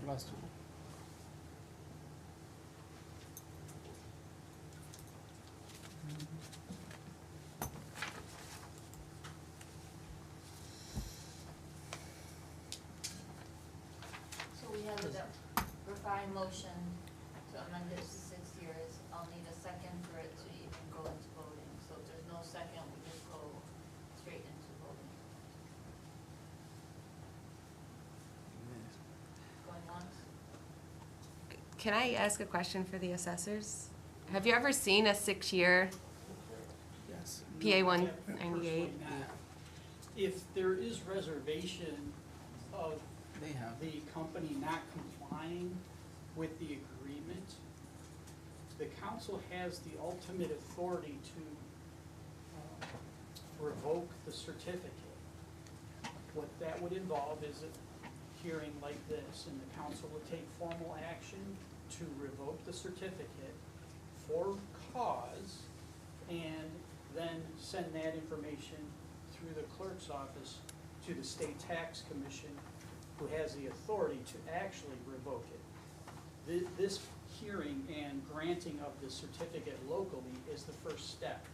The state tax commission is the authority that actually grants that exemption or abatement for the term that's requested and granted by the local municipality.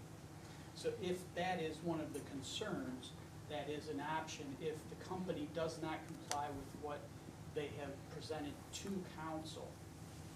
So that would be like if they did not complete construction within 2 years, if they didn't start hiring people within a year-ish and like add it up to that May I 28, address the 3, like, construction yeah, timeframe? please. As we dealt with JPAT, the other IFT, recently, because of the construction delays and the supply chain issues, they went to council to revoke their certificate because they could not start construction in the time frame, the 2-year time frame. There is an option to ask or request from the council for an additional year, 1 year only. So that could be a 3-year construction time frame. But Yeah, no, that answers the question. No, that answers part of the question, but then the other part is One that. more thing about the construction before we move on, and I might refer to Mr. Allen, Mr. Barr. It's built into the Public Act for the construction period. I don't know if we'd be allowed to remove the construction period from the Public Act. We could not supersede the state law that has that included already in there. I refer to you to kind of get a little more in there, but. I agree with you. Okay.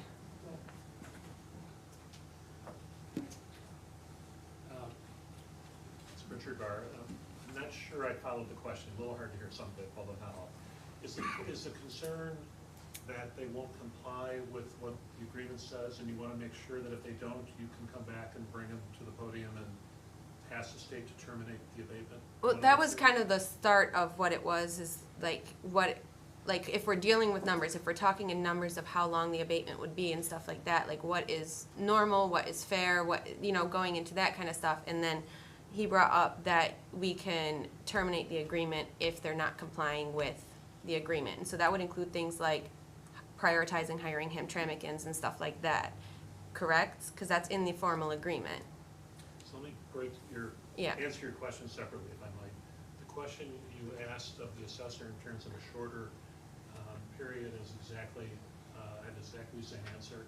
I think I've seen one less than 10 years in many, many years.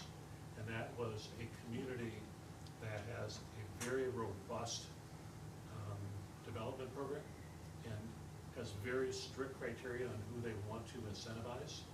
For example, Auburn Hills, where people are very happy to build. You've seen the buildings up and down I-75. They generally do not grant 12 years because they have a focus on what they want to attract and the kind of businesses, and they say, if you're this and this and this and this, we'll score you and maybe give you 8 years or 10 years or whatever. A couple of communities that have had a lot more development than you and a lot less vacant buildings have gotten a little more picky than 99% of the others in the state. And I can count on one hand the communities that have gone to that mode. But they've made it really clear what they're looking for, and they get the kind of investors they want. And that's, you know, they're able to implement their master plan the way they write it, without any question. I've worked on dozens and dozens of projects in Detroit, and I can tell you that almost every one of theirs is approved the maximum allowed under each of the laws that they might apply under, Act 188, Oprah, and a few others, because they understand that with their tax rate, which is higher than yours, it's very, very difficult to make the bills get paid, to balance the numbers, especially in the beginning of a business cycle, before the business really ramps up and starts doing well. In the days when you can say after 2 years we'll be humming. Well, these days people don't hum after 2 years usually. So it's almost always the full term. You know, and I meant it. I'll put my hand up and swear the same thing as when your resident said before. It was almost always the full term. So I meant it when I said the offer to reduce it from 15 to 10 is a significant, you know, reduction in terms of the cash flow of the company. In terms of the enforcement of it, there are provisions in here. If you don't do the things that are in here, including employment, you can bring them to the table and say you didn't fulfill your obligations for which it was approved, and you can hear them out. And obviously, it wouldn't get here in most cases, right? You'll tell the city manager, are they complying? And he'll say, I don't know. He'll find out, and if he comes to you and says they're not, someone's going to either get them in compliance or you're going to call them on the carpet. And a public hearing, and most people don't want the public hearings, they're going to fix any oversights before you get to that point. But you could hold a public hearing at that point and then tell the state they failed to fulfill the basic commitments of the abatement. I have never seen it get to that. Only once in my career have I seen a city attempt to revoke, and that was during the recession when there was a window manufacturer and no one was buying windows. And they said, I can't build windows, there's no one to take them off the loading dock when we're done with them. And the city said, that's too bad. We feel bad for you, but we're revoking your abatement.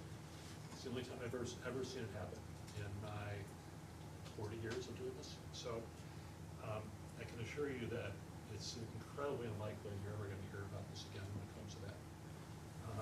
Council could also add if there are things you want in the agreement that are not there, you want a little more accountability, you want a little more reporting, then let us know. And we can, I think by council action, modify the agreement and say we want to report quarterly, monthly, annually to the city manager or anybody else you want. But I think the goal here is to have you comfortable that they're going to deliver, see them build $18 million of improvements, hire 75 people. And one more thing I want to say that I'm done with my talk. We talked about $60,000 and the assessor's comment was very accurate. Of that, about 19,000 goes to the city. This more than doubles the revenue of the city, because instead of just 19 of the city's share of property taxes, you're going to get 28,000 more revenue taxes. So when you talk about a freeze, it's not really a freeze. It's a freeze on the building taxes, but it's more than doubling the cash flow coming to the city. And that's something that nobody talks about on Facebook or anywhere else.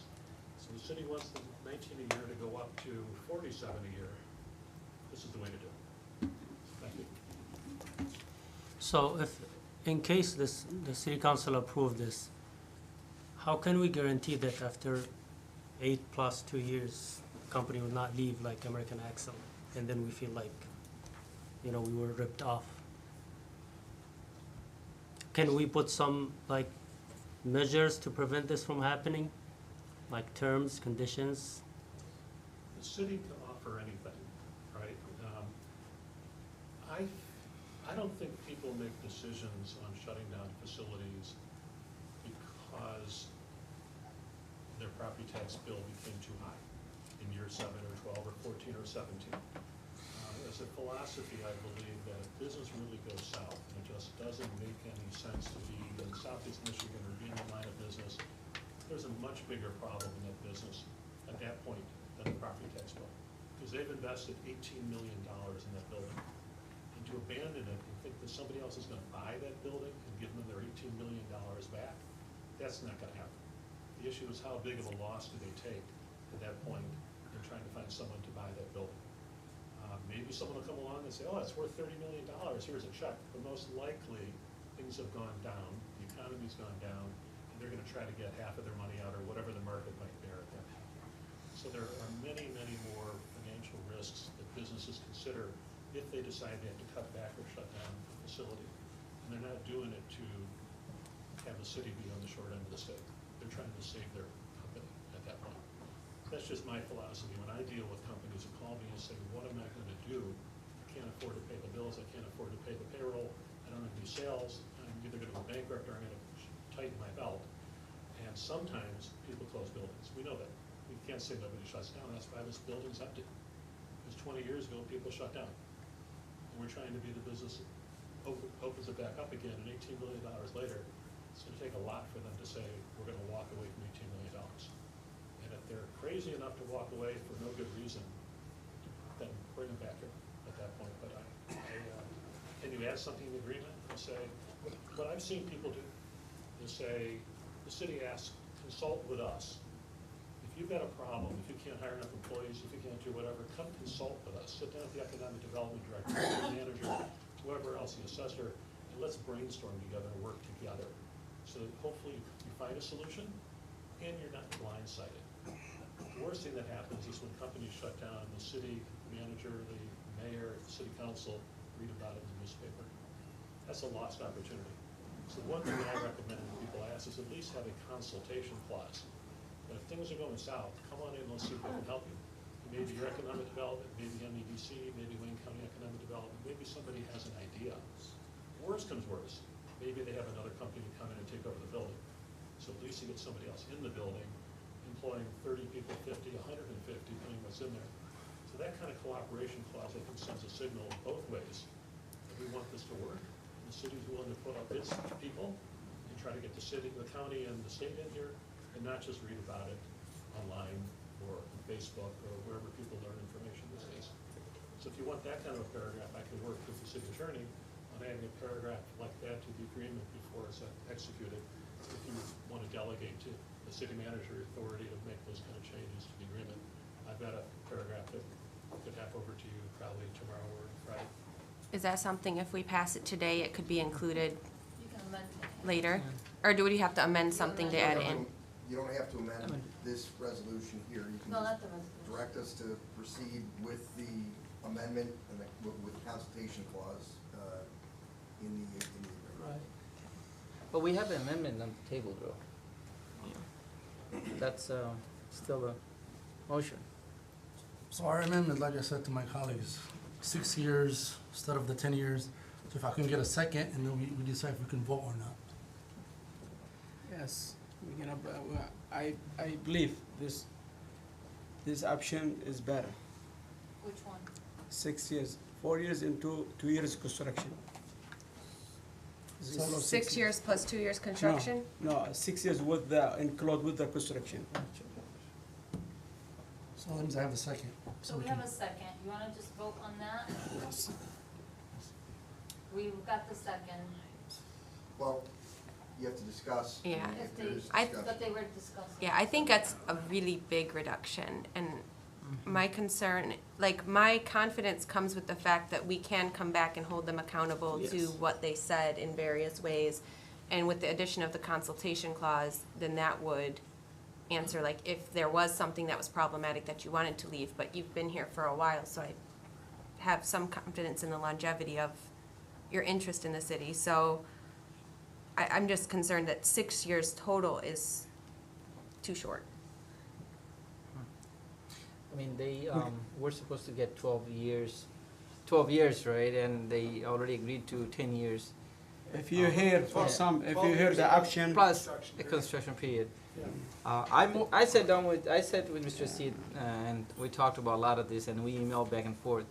I mean, I like that new industrial opening and new businesses is developing. We don't have much of a choice, as far as bringing investor.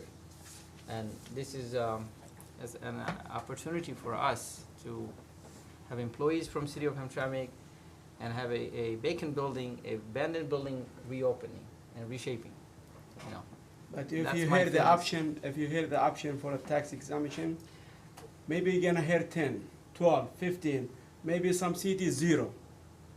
Only just 2 years construction.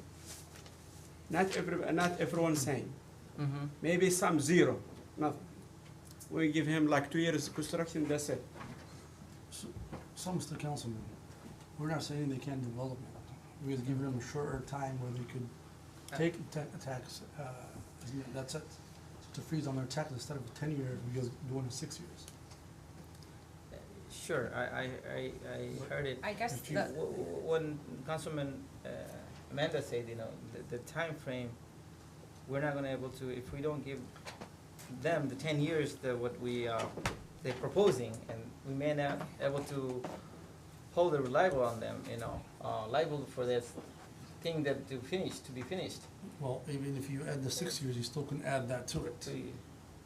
But It's we not just only the 10 years. We only have control for the time that the abatement is in Correct. place, correct? So And so if we did 2 years plus 4 years, which is 6 years total, then we only can guarantee that they're prioritizing hiring Hamtramckans for 4 years, possibly 3 years. Whereas if we give them the 10 years, then we have that control for 8 years, possibly 7 years, depending on the construction But- period. If you guys think that the city has enough money for us to wait 10 years, that's up to you guys. I think 6 years, it's a good time. It's enough time, it's in the middle. 6 years, they're gonna be, is better for both. Mr. Mayor? That's better for him, not better for us. Can I make a couple of points? Yeah. What you're doing tonight is sending a signal to other people who want to invest in Hamtramck. And I've been to, I don't know how many meetings where we hear, we've gotta develop, we need economic development. Here, this deal came together while I was gone. So I came back, the very first thing waiting for me was to review this set of documents. My understanding is that Mr. Essien and his management group have met with several of you. They started out at a certain number. In good faith, they negotiated to get that number down, or get that number down to 10 years. Coming to council after it was posted, the agenda was posted on Friday, and the Facebook warriors all got their licks in over the weekend, all the know-it-alls, who, you know, if they knew it all, your problems would be solved. They make a lot of noise, they come in here, make a lot of allegations about people lying and saying that things weren't properly explained. But at the end of the day, that's noise. These people have investors, these people have lenders. The numbers at the end of the day have to line up to what the numbers, to where it makes sense. There's a reason why people are millionaires, and it's because they make smart business decisions. The numbers line up the way the numbers line up. And the returns on investment that they're expecting to get are ones that they have to sell to people that invest in their company. So, two things have happened. They negotiated a period without me in the room, in good faith, that got put into the set of agreements. Now after you know, a few public commenters and a few people on Facebook who do not represent the majority of your voters have had their say, in the meeting, we're changing the terms from, by 40%. That's gonna send a signal not just to these developers, but any other developer that comes in and wants to make a deal with people who you put in the positions, and some of you directly have had communication with, that the deal that you strike to get it on the agenda is not the deal that you're going to walk away with at the end of the night. I don't think that's a good method. I don't think that's a good message to send to people who are going to hopefully come in after this. We're trying to demonstrate, and we've done it before, where we've done large-scale projects, some small-scale projects. We've demonstrated a competency in doing economic development that's within our grasp. And I don't think that you want to send the message that a few people on Facebook and a few activists can show up at a meeting and create a deal. Well, if anybody wants to invest in Hamtramck, that means they love Hamtramck. So, That's not, with they due respect, invest in Hamtramck because they're gonna make money. Let's be clear-eyed about that. Nobody's investing in Hamtramck because nobody's gonna spend $18 million in Hamtramck that loves Hamtramck. They're investing $18 million in Hamtramck because they expect a return. But And if we people, are they giving wanna them build return. houses in Hamtramck, they cost 300,000, they're gonna be $7,000-8,000. That's for a resident. But the commercial, they wanna come, welcome, but they want a exemption free. It's apples and oranges. They want You have a exemption person free, who's but building a if house- people they wanna come to Hamtramck to build the new houses, how much you spend 300? They have to have 7,000 for between 7 and 8,000. Somebody who's building a house. That's only has to- 300,000. Has to convince a fly-by-night mortgage company to give them a loan, or they have the cash themselves to do it. This is not a residential development, this is a commercial development. Okay. And there are a lot of moving parts to this, and this is an integral part of this deal, otherwise these people wouldn't be here tonight and wouldn't have invested the time and the resources that they have. They have probably the top attorney in the state who does this here tonight for 2 hours and a whole lot of time in the last few weeks. So, I don't think this is the right message to send. and it's not like we didn't give them no years, we just cut in maybe 3/4, where they have 6 years. I think it's enough time. you know, there isn't no other facility in our city to be worried about if another company will come by Hamtramck. That's the biggest facility that we have in Hamtramck. They bought it. If they invest in it, if not, we're still gonna get our taxes no matter what. We're helping them. Like I said, I love that development. I met with Matt. I live in that neighborhood. To get it developed the way he showed us, I'm fine with it. But to extend 10 years, I think it's a lot. I think 6 years, I think it's the best deal. Good deal for him. We're able to get, you know, give them from our city officials.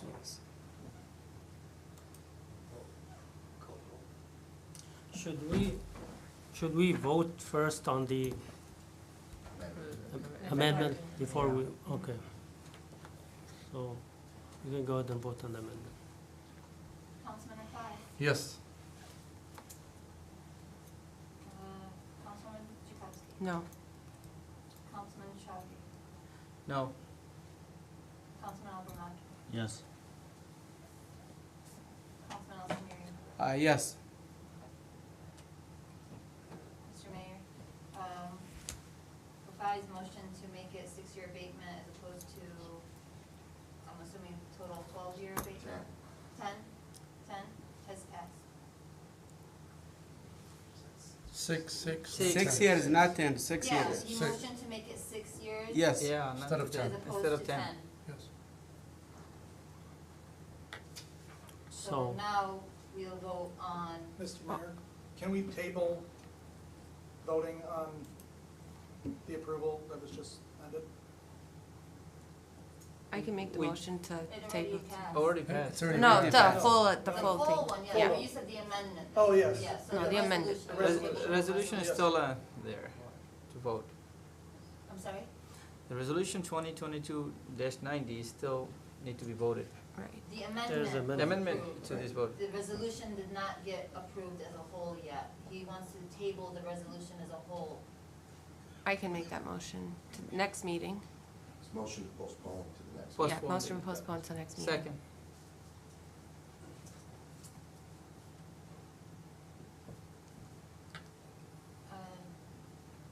Let me just write this down before so that I can take this down.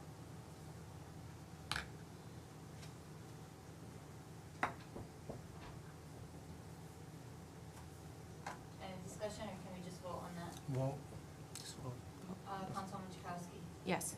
Councilman Rafai? no. Councilman Chowdhury? Yes. Councilman Al-Gramaki? Yes. Councilman Al-Samiri? No. Mr. Mayor, motion to table resolution 2290 has passed. All right. All right. There was Thank you. motion to table, or motion to postpone. Postpone, yeah. Yes. I think that's it. Lucky Jim, he did more money now. I'm out of here, Nassau, so. go ahead. All right, next. Say what you wanna say. All right, so we move to the new businesses. Do you want to take a couple minutes? Yeah. Let's take a 5-minute. It's up to the mayor. Mayor, 5 minutes. Till 9 o'clock, we'll be Yeah. back. Okay.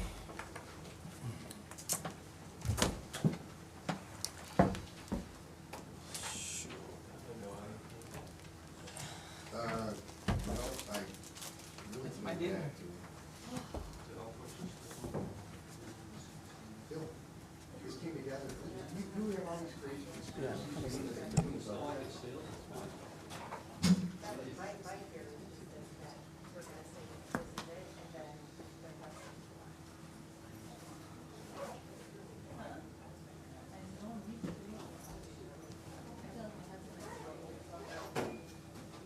Mr. Mayor, you asked why I'm leaving?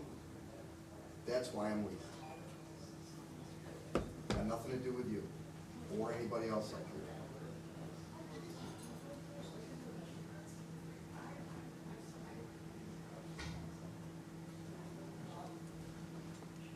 I get accused of coming back and push this deal. I didn't even know the deal. You guys were talking about the deal, not me. I came back, I did what city manager asked me to do. I got no dog in this hunt.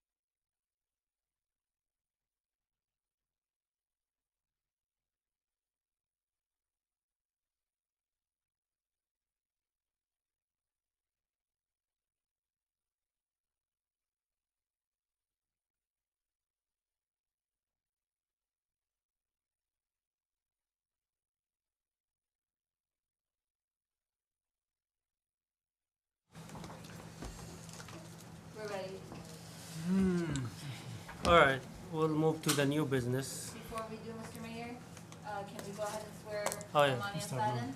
Yeah, yes, go ahead. Yeah. Turn on the mic. Hello, everyone. Hello, and congratulations. Yeah. My name is. Oh, hi. I'm sorry. I thought I guess. Hello, my name is Armani Assad, and I'm here for appointed commissioner. Human Relations. Human Relations Commissioner. I'll help introduce you. This is Armani Assad. And he just got appointed for Human Relations Commission, and I'm about to swear him in. Yes. I do solemnly swear I do solemnly swear that I will support the Constitution of the United States I support the Constitution of the United States, and the Constitution of this state, Constitution of this state, and that I will faithfully discharge faithfully discharge the duties of the Human Relations Commission, duty of the duties of duty of the Human Relations Commission Human Relations Commission, of the City of Hamtramck, City of Hamtramck, according according to the best of my ability. best of my ability. Congratulations.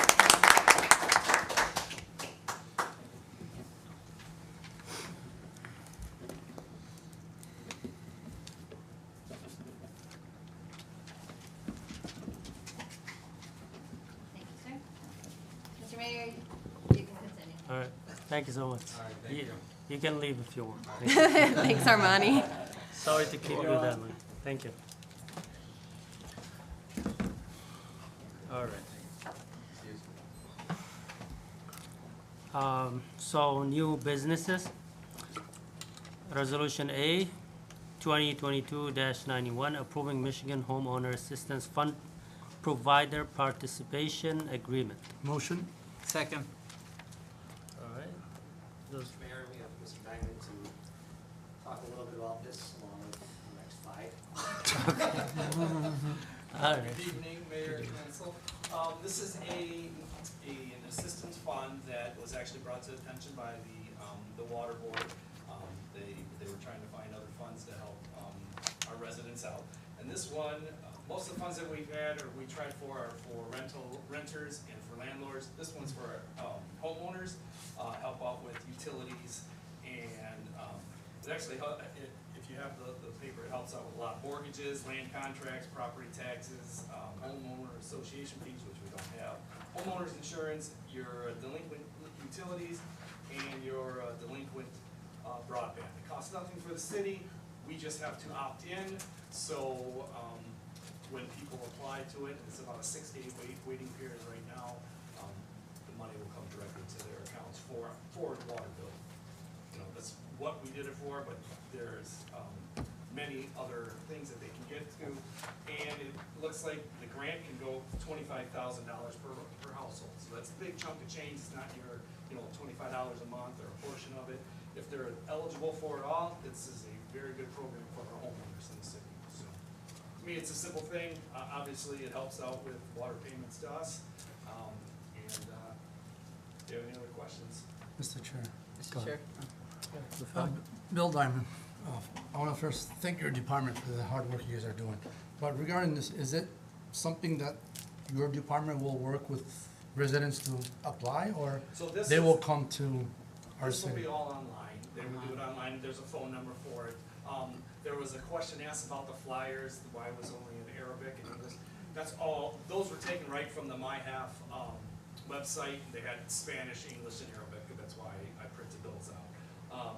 But the water board, we also have a number for them if they need help applying for it. And I believe this one itself, when you go on the website, you can change the language right on the webpage itself, and it does have Bangla, it does have Arabic, it has a bunch of languages that you can help. It'll make it easier, but you have to go to the website and do it. So it's a third, it's a third party. All we do is present it, yes, we can do this, and, we can give them the number, but our department, I don't have the staffing to be able to do that, it does take a while. The water board, Reverend Cass, she is helping out with this, she got me the information, and I moved it from there, gave it to her.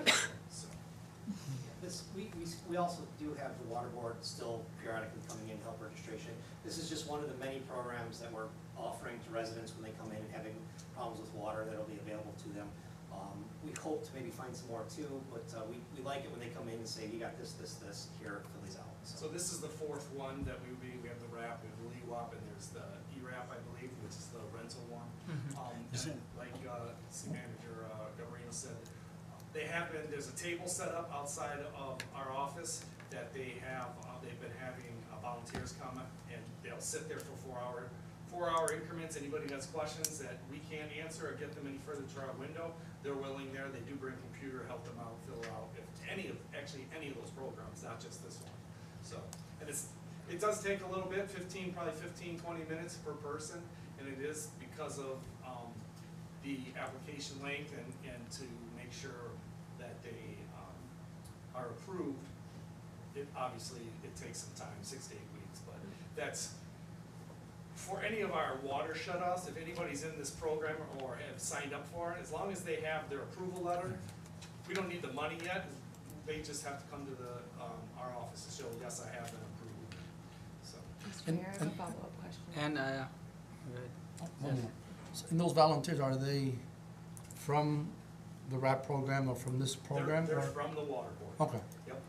Do you know when they are coming? Like, is it something that you could tell Max and the city manager can let us know so we can like send out a weekly, bi-weekly, monthly, something schedule that people are gonna be there? I know that we've gotten the hours a few times, but just, And that's all that we've Yeah. had. So any time that we have had it, I have sent it. Mhm. I sent it to city manager and I sent it to Ashley. Perfect. To make sure it's posted on Facebook and our website. Yeah.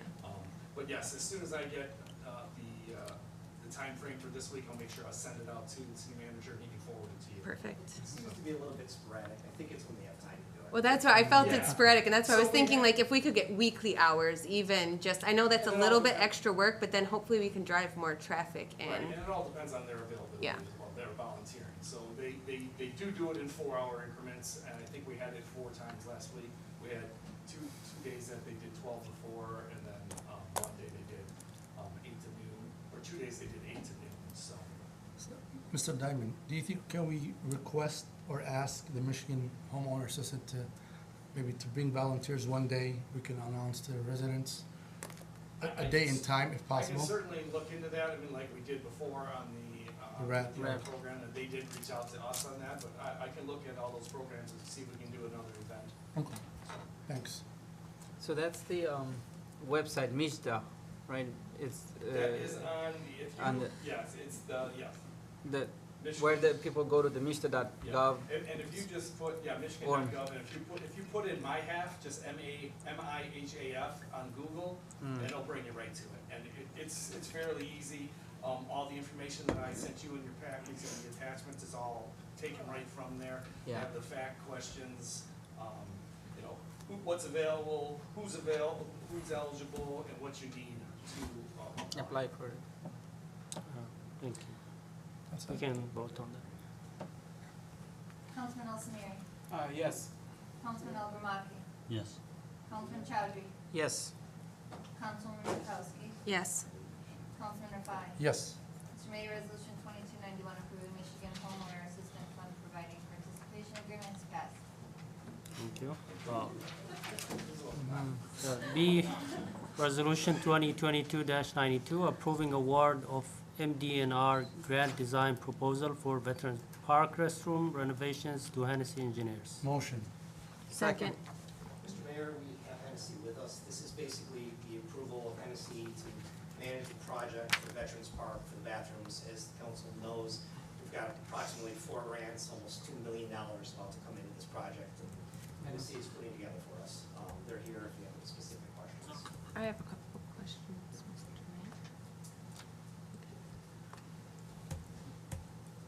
Mayor. So I was just wondering I don't know if this is towards you specifically or towards you, this first part is, like, what are the hours that the bathrooms are gonna be open? Is it only gonna be when there's events, or is it going to be open during daylight hours so people who are at Veterans Park can use them every day of the week? Like, what is the intent of these bathrooms? I haven't even thought about hours at this point, but I'm sure whatever council decides when it's time, based upon security needs in the park, we'll set up the proper hours, so. One of the thoughts that crossed my mind over the weekend with this would be if it is something that is intended for community use on a day-to-day basis, is the inclusion of some sort of foot bath in each of the bathrooms, because then it'll save like the sanitation and stuff when people are trying to wash up for prayer and stuff, instead of putting feet in sinks and splashing water everywhere. It'll keep the floors a little drier and stuff like that if that's thought about ahead of time, and since a lot of uses for that. We're in very early stages still, Yeah. so that's certainly something. And so I just want to see if that's something that could be included. Oh, yeah. Yeah, and then, I know that it said that they were going to be ADA compliant, and that's going to be like well thought out and stuff. I'm someone who's been in a wheelchair and used a walker and stuff, and a lot of times the accessible stalls are not actually accessible. So like, you're gonna like go above and beyond on that a little bit, maybe? Oh, yeah. Yeah. We're well versed in all the current ADA requirements. Okay. for that, which has to get approved by the state for approval for the grant. Yeah. All right. I think the vision is to have it open all the time, but obviously we'll have to, talk to the police chief for security concerns and whatnot of what would be ideal for that. I don't know that all night long would be a good option, but maybe. Yeah, no, like dawn to dusk is, I think, more than fair or something in those Maybe lines. I think- cameras in there. We do have cameras already. On the outside. Yeah, it's illegal to have them. We That's do private have time. cameras outside. Okay, that's all my questions. Mr. Chair. Yes. I got a question. So is it the entire project cost $2.3 million? So that's the grant. That's how much we currently have expected in grant funds, Okay. is $2.3 million.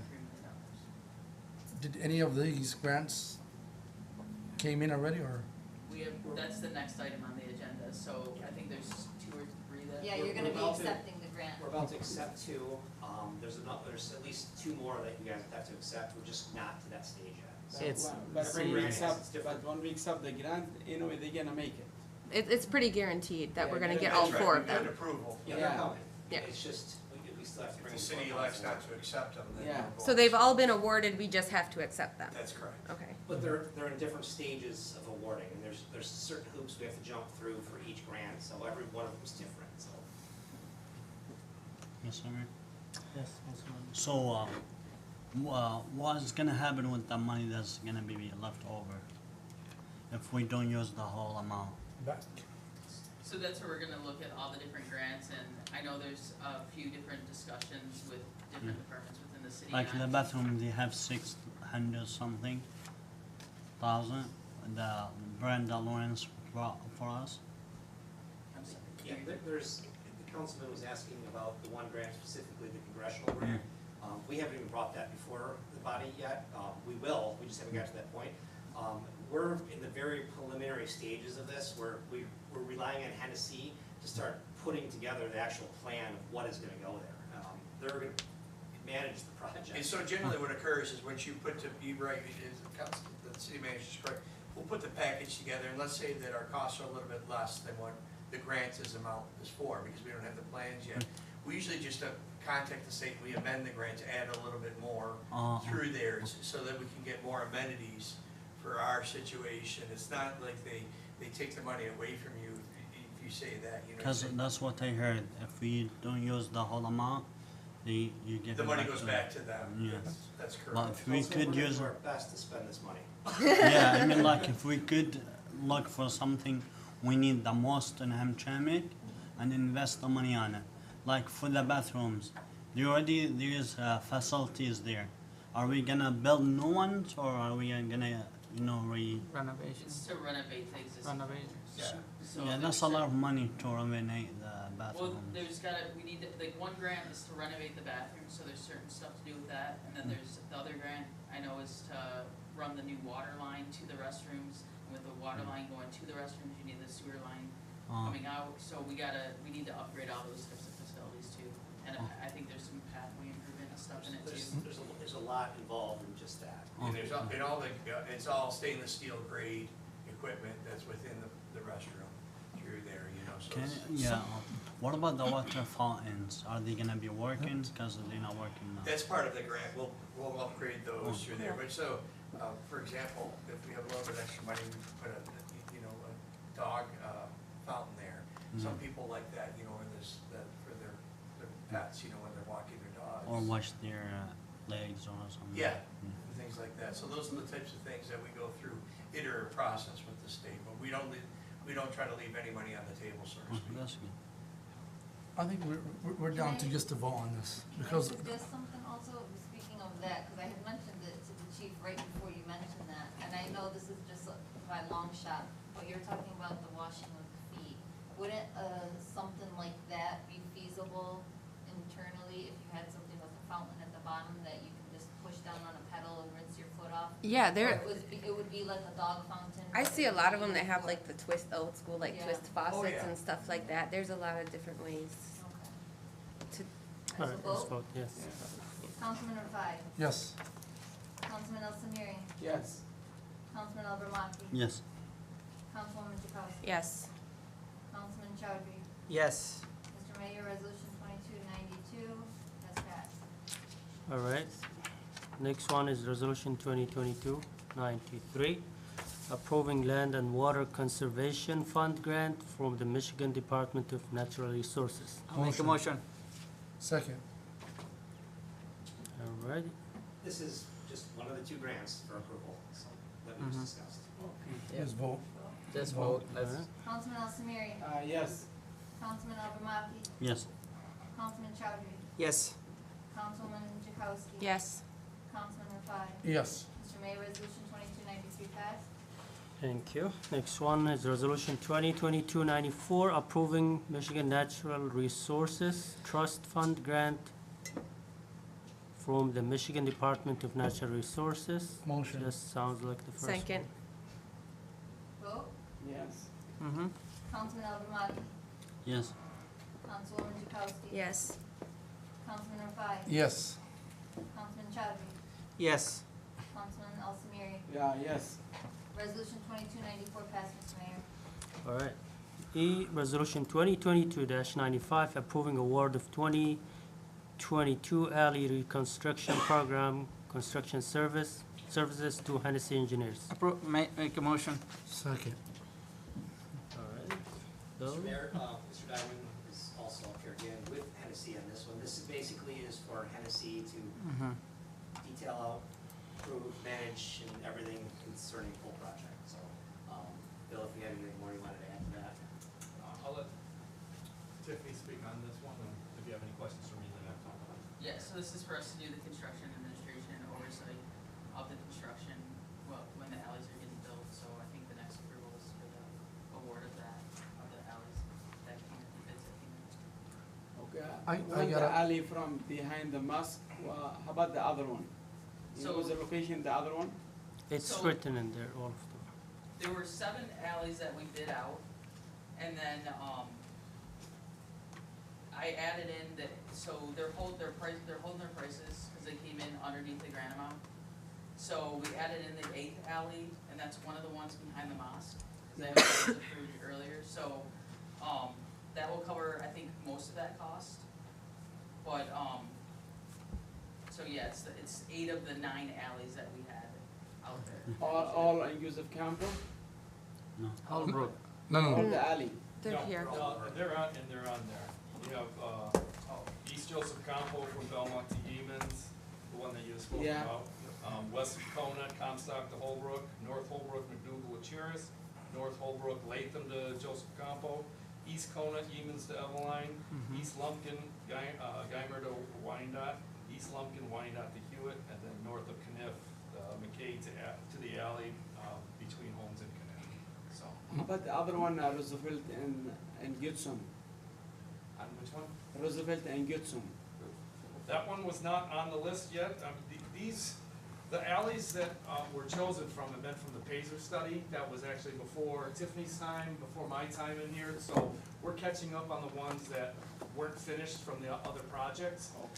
Obviously, some have gotten worse over time, and we have taken that into consideration. But these are the ones that've been in our capital improvement fund for the last 4 years. So we're just following up, finishing up what we have, and hopefully, we're just gonna keep moving forward. And these are the ones that we submitted in for the grant to receive the $750,000 to cover those costs. So that's, we're kind of stuck with these particular ones. But the contractors held their prices. Kind of as we discussed before, we're gonna continue to do a little bit more work because the grants came in underneath the alley, so we were able to add more alleys. Okay. And yeah, when the bids, originally, we thought we would only get about 4 or 5 alleys in, so we're actually, with their great pricing, we were able to do more, so this is, it's a great thing for the city. Doesn't seem like a lot, and there's still gonna be people complaining about alleys, but we are getting there, and, we're doing as much as we can with the finances that we get, so. So when it says north of Kniff, McKay to alley between Holmes and Kniff, does that include the alley between Holmes and Kniff, or just from McKay to So Holmes? it's the Joseph Campo Alley from Kniff to Holmes. Mhm. And And then, I think it's like 200 feet in from the McKay Alley. Okay, so it's Into, yeah, so like- basically like a T, Okay. but not all the way, so, yeah. Yeah, all right, that's what we announced earlier, so I just wanted to make sure. All right, Mr. Chair, yes. how come, if we're doing Holbrook, I see we're starting from Comstock to Holbrook, and then McDougal to Charles. Why not finish it all the way down to Gallagher?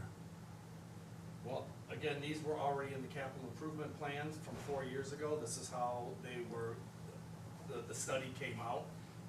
So we've moved on forward from that point. So I know you're speaking of the one behind Holbrook Market. Well, that night I drove that alley, and compared to any of these alleys, it's not even close to being an issue there. And quite honestly, the ex-city manager Kathy Inger drove it that night, and she called me right when I was gonna call her. So I understand the frustrations of people making complaints of their alleys, but this is the way that the study was done, this is the way we're following, and this is what the grant is now just for these. Luckily, we were able to add the ones from the mosque, so that helped us out, saved us some money on there. And we have been out, trying to fill potholes for the alleys that we have, so. I'm with you, just, it doesn't make sense why just do a part, just finish the entire alley and then be done with it. Why we just pick and choosing, to me, if that's the entire project, why not just end it to Gallagher, and just be done with it? I think that should, it's before your time. Right, I well, think still, that it's my shouldn't time been- now, and that's how the study was. Back then, that alley wasn't an issue. So it may have gotten worse over time, but at the time that the study was done, at the time that these were chosen, there wasn't an issue with that one. And that alley, quite honestly, is not that bad compared to other alleys in the city. Will that one be on here at some point? We hope that so, because it is, we're trying to get, all the Compo ones, all the Holbrook ones, all the Kniff ones, the ones that entail the businesses. We did add a couple of the residential ones in here, because those are ones that I spend a ton of money on filling with gravel and stone, because they're too big for potholes. So that's why these ones off of Lumpkin were selected at that time, because they were part of the study. And most of the time, we try to get business ones done first, because they are the gateway to, our businesses, and deliveries for them, so. And on these studies, did they go between Oliver and Dorothy in those areas, when they did this study here?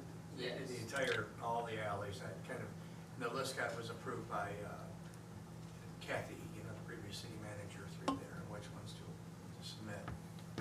And none of those alleys need work? Well, these are just the worst that we could come up with, and we knew that our grant was limited to $750,000 through there. So a PACER study was done on the alleys, just as they do the roads, and they get a ranking. And based on that ranking, we're looking at the worst alleys. So that's what was selected and put into the capital improvement plan 4 or 5 years ago. So we're still moving through that list. And they're kind of 3 broad categories, it goes from good to fair to poor. And poor is, goes all the way from complete structural failure to essentially being on the cusp of structural failure. Because I'm just curious, some of these alleys that I drive are worse than any alleys we've been replacing.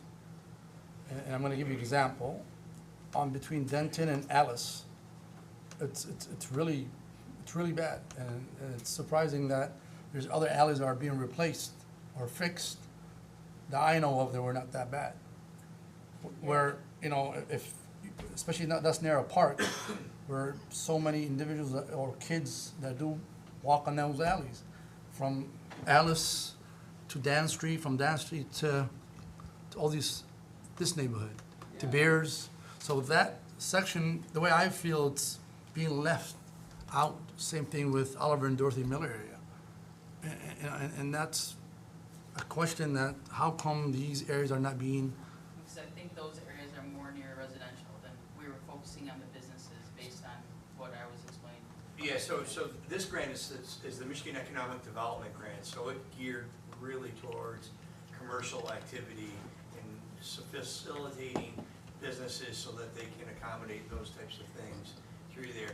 We did get, they're really not gonna look at residential areas as much as they would corporate areas, but we can certainly come in front of the council. The contractor gave us very good pricing.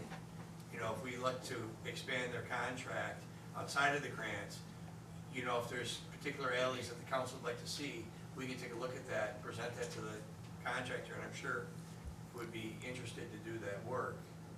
again, like I said, I know our main focus is businesses, even though there's some businesses, alleys don't need to be repaired that much. Yeah.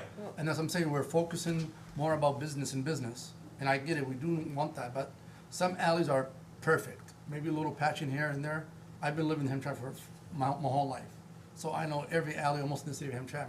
It just, some alleys needs to be a little patching. It does not need to be repaired as much as these residential alleys that really being left there for decades. It's like no one really cares about those neighborhoods. So I'm requesting, let's try to focus as much as we can on these residential, especially where near schools and parks. Certainly. You know, so it's. Councilman, moving forward, we definitely can assess differently and look for money from different grants and such. I mean, we're pretty much locked into this at the moment, but doesn't mean moving forward we can't change our priorities. Just like the one, from the mosque was bumped up in front of a whole bunch of others because you voted on it. So we were just lucky that we had funding for that, so. Yeah. All right, yeah, we know there's a lot of alleys that need to be fixed. One of them is behind the clinic I work in. It's horrible, but I never mentioned that. Let's not be selfish. I mean, Well, that's, I think. if there's Holbrook- enough money, I would love to fix We that should one get too. Holbrook. And it's frequently used by the patients who come to the clinic. We're actively searching Yeah. for other grants and things. Yeah, We have so, all kinds so, of plans behind the yeah, scenes. We're trying hopefully to in the future we can, all right. And please, you know, send those alleys that you feel, so we can look and send them to, you know, city manager, and, you know, we can look at that when we move forward, we can add to our list. Yeah, in the meantime, maybe the potholes in those alleys can be fixed before we fix the whole alley. Well, when we do get complaints for potholes and alleys, we have 30 days to get over there to fill them, and we've been pretty good on them, when they come in, so. All right, thank you. Get those over to the city manager, and we will work on them. All right, so let's vote on this one. Councilwoman Jakowski? Yes. Councilman Mathari? Yes. Councilman Al Samiri? Yes. Councilman Al Zamaki? Yes. Councilman Chowdhury? Yes. Mr. Mayor, resolution 2295 passed. Thank you. Moving to the next one, F, Resolution 2022-96, approving award of 2022 alley reconstruction program bid to Dominic Gagliu Construction. Motion. Second. Mr. Mayor, this is basically just a carry-on from the former resolution. This is the award that All right. So we got 661,000, and that's the total amount of bid, right? 750,000. 661. Right? Yeah, this is the award for this one, for, All right. yes. It's what you just voted on previously for Hennessy to supervise, and this is what has already been bid out to the various contractors, and this was the winning bid. All right. For those alleys that are mentioned on there, correct? Yes. Yes. Let's vote. All right. Mr. Mayor, Yes, Councilman. how does Brown. the bid work? Do you guys put it out there online, or how does it work? Yes, basically we put out Hennessy assists with this, and we put out an RFP and we solicit bids from various contractors. We Yeah, it's called BidNet, so what we do is we put an invitation to bid, and we identify what the work scope is through there. People who have an interest in that work scope have a check, so they get, everybody in the entire state gets a copy of the bid.